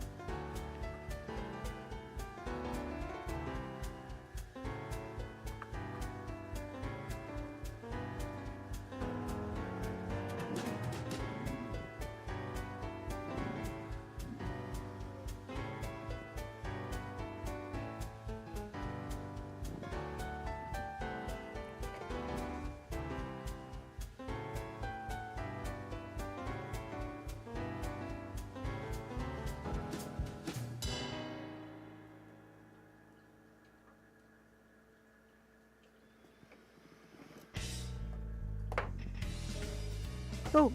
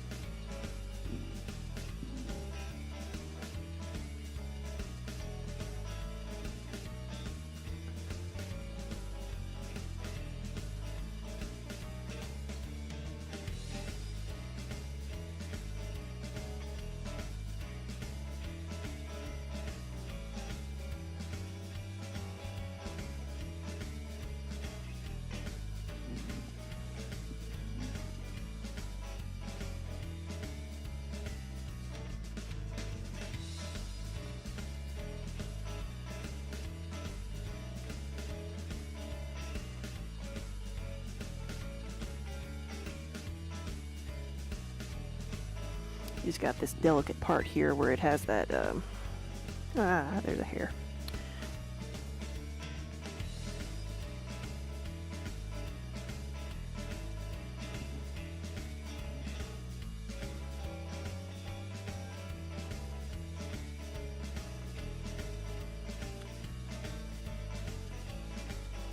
Is this like the flask shape based on a historical vessel? I'm gonna have to look this up now. Alright, that one's a little bit better. That one's actually a lot better.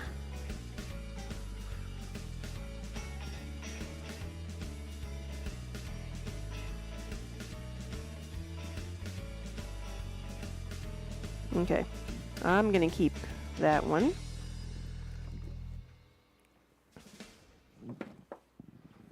Nana, thank you for the follow.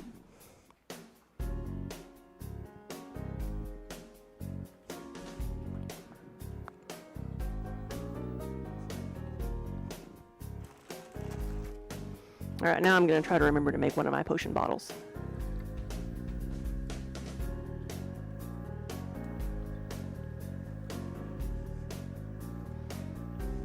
Yeah, and I can cut a little bit more away, like, once it dries a bit, but it's like, what is the purpose of that pinch point there? Is it to cut the flow of something as it's coming out, or what? I'm just wondering if that's a historical, like, vessel shape, or what?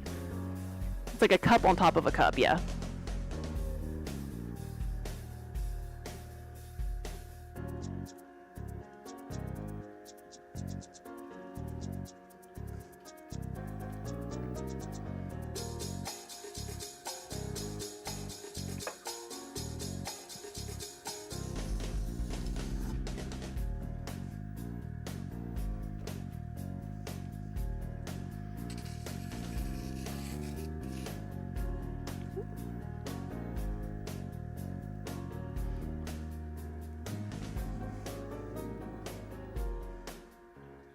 It's not based on anything. It's just a video game. Yeah.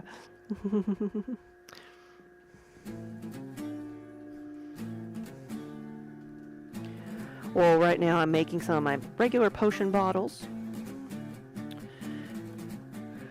Previous couple pieces where I was trying to work on a custom shape for an order.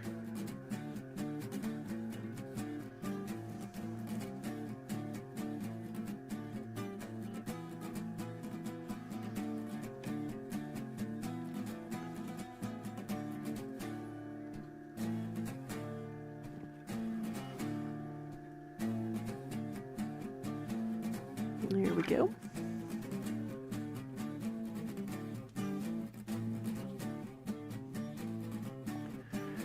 That's a good place to start. Yeah, and actually the closest thing it reminds me of is like a sake bottle. But I don't know if that's its basis or not. Or that's what it's based on, not basis.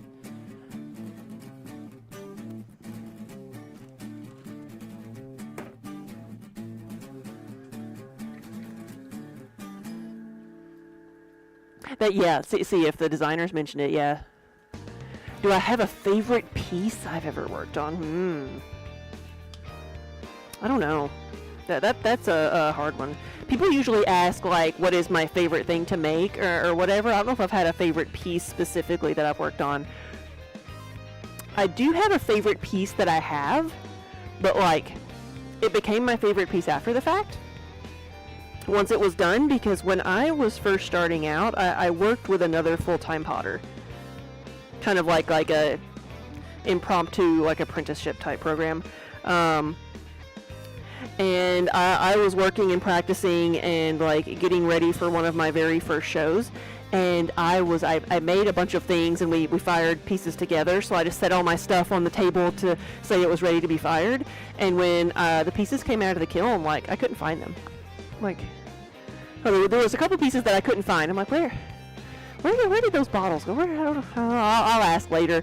And afterwards, when I asked, they're like, the other potter I was working with was like, I thought they were mine, but they're yours. And so, like, that for me was like a marker in how far I had come. Because, like, if the professional thought that something I made was his, it was good enough. It had to be his, not mine. You know, that made me very proud, and so I've got those pieces because he signed them with his name, and but I made them, and so I kept them.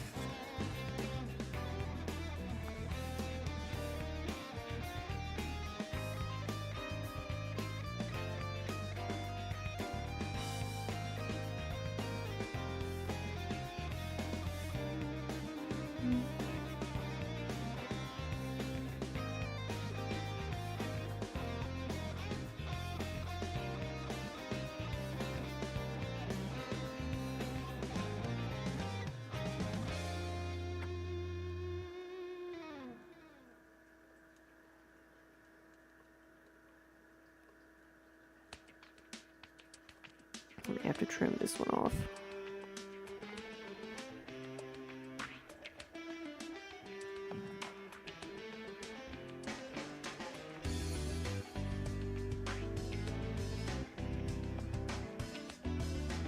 I'll keep it the way it is.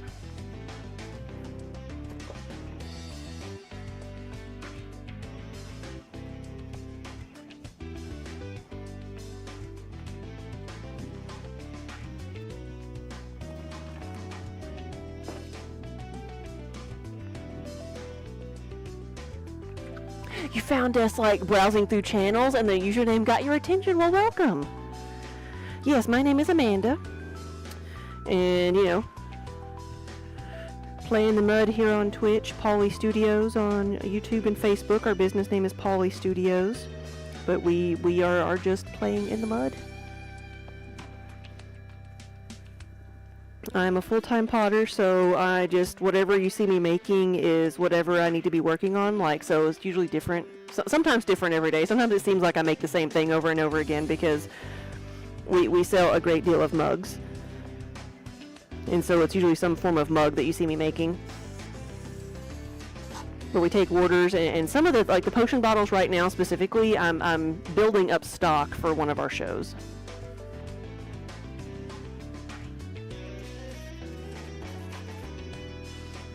Because we're going to be in Chicago next month for a show called C2E2. I don't actually know what it stands for. C2E2. But I'm assuming the C stands for comic.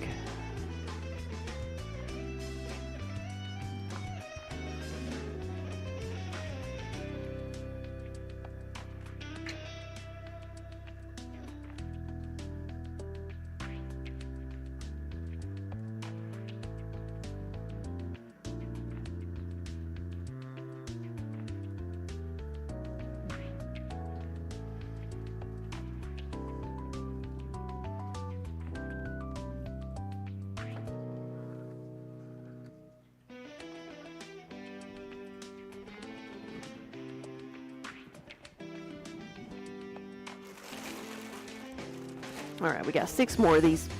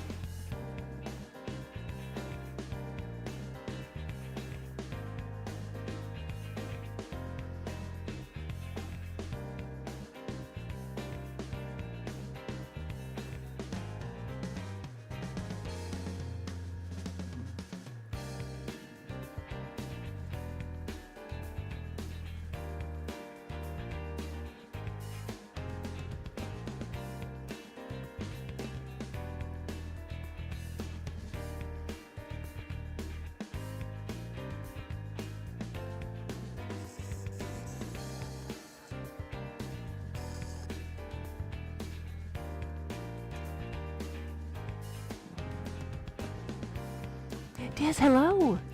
Good afternoon. Welcome.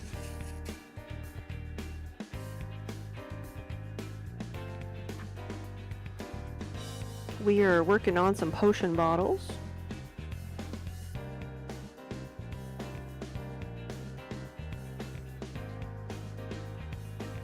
This one's feeling a little bit wobbly, but I think we can still make it into a potion bottle. I'm going to trim off a little bit of the top part here.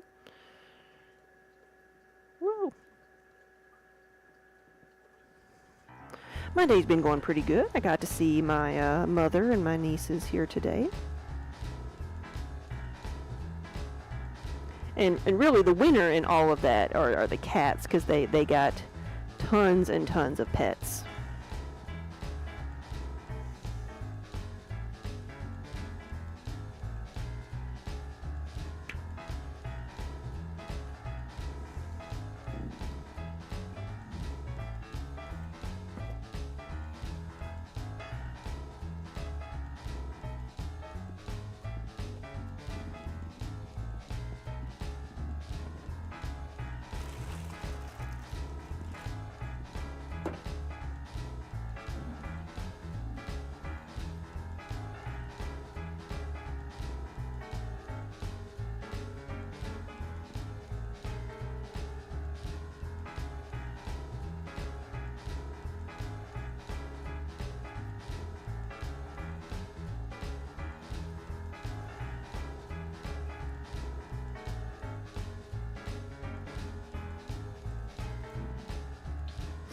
Just did some yard work, nothing too fun, but it's warm enough to be able to go out and do yard work. That's good. But then it means you have to go out and do yard work.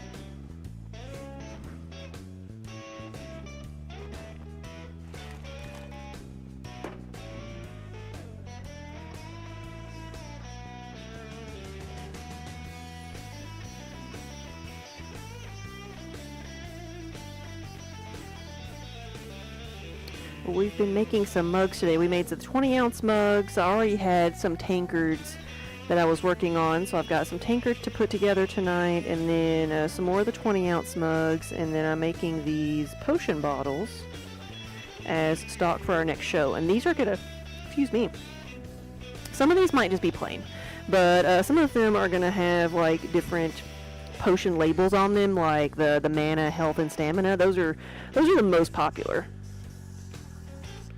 What I always want to have at least 4 or 5 of. And then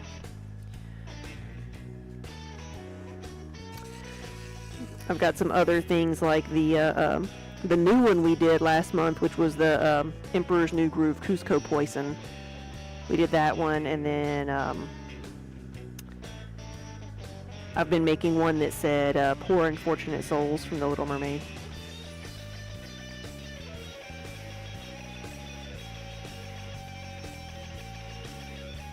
And my absolute favorite interaction with that one has been the pastor who came and bought one because she wanted to put it on her youth group desk. On her desk with her, I guess, or in her office desk.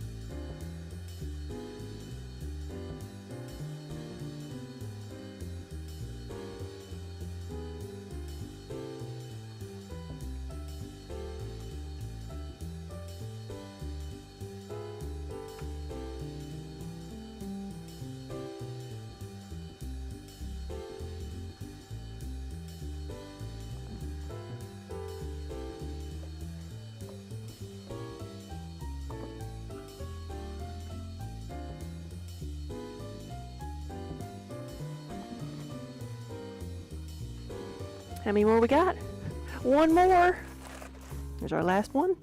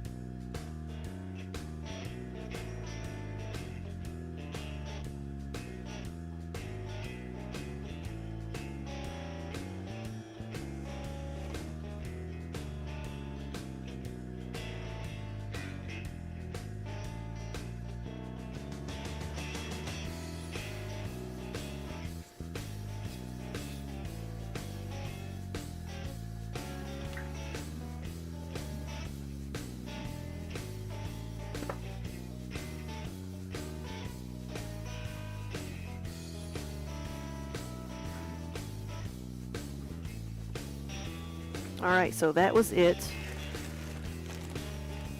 So we've made 50 pieces. It's not bad. Like I said, some of those will be plain, some of them will get medallions. I've just got to see what I've got left. But this is one of them. Whoops.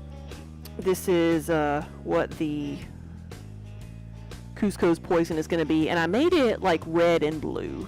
I made it the portal color, I think. Actually, that one. I made it that one last time, so I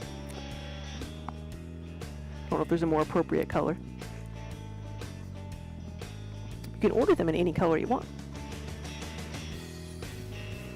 So I made it the entire stream with my hair down. There's not a like noticeable amount of clay in my hair. I didn't once try to put my like hair behind my ears and to a disastrous effect.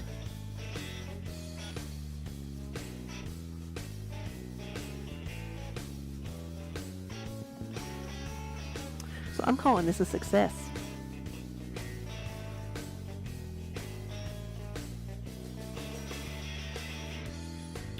We're going to go see Texas Hula. I'm not sure what he's working on, but it'll be fun. So guys, thank you for watching. Thanks for hanging out with me for a little bit. I'm going to put some of these together and then figure out what I'm doing tomorrow. Tomorrow I might have to do an early stream because tomorrow afternoon I've got to like be on a Zoom call for the Origins show for booth placement. So that'll take a little while. So hopefully I'll have everything together and be able to do an early stream tomorrow. We'll see. But thank you for watching. Thanks for hanging out. And I will see y'all later. Here we go.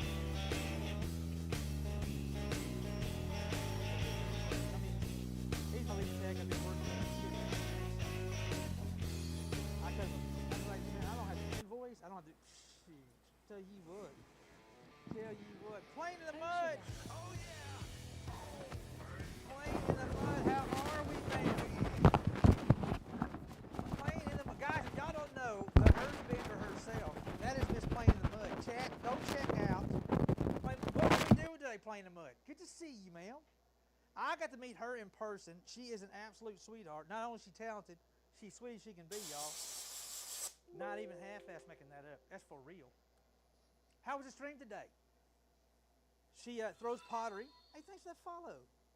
She throws pottery, does a phenomenal job. In fact, she actually, Miss Hoop's absolute favorite cup that she owns is one that Miss Playing in the Mud made. And Hoop flat out loves it. I think she'd cut me over that daggum cut, to be honest with you. Crimson Sheep, thanks for that follow. Y'all come on and make stuff at home. If you're new here, howdy. She throws pottery so well it does not ever break when she is done. Yeah. I am a wood turner from here in Northeast Texas. Right now, what I'm basically doing is I'm making a cap to go on top of a salt and pepper shaker for our own personal salt and pepper shaker, because the little plastic cover that was on top of it, it got melted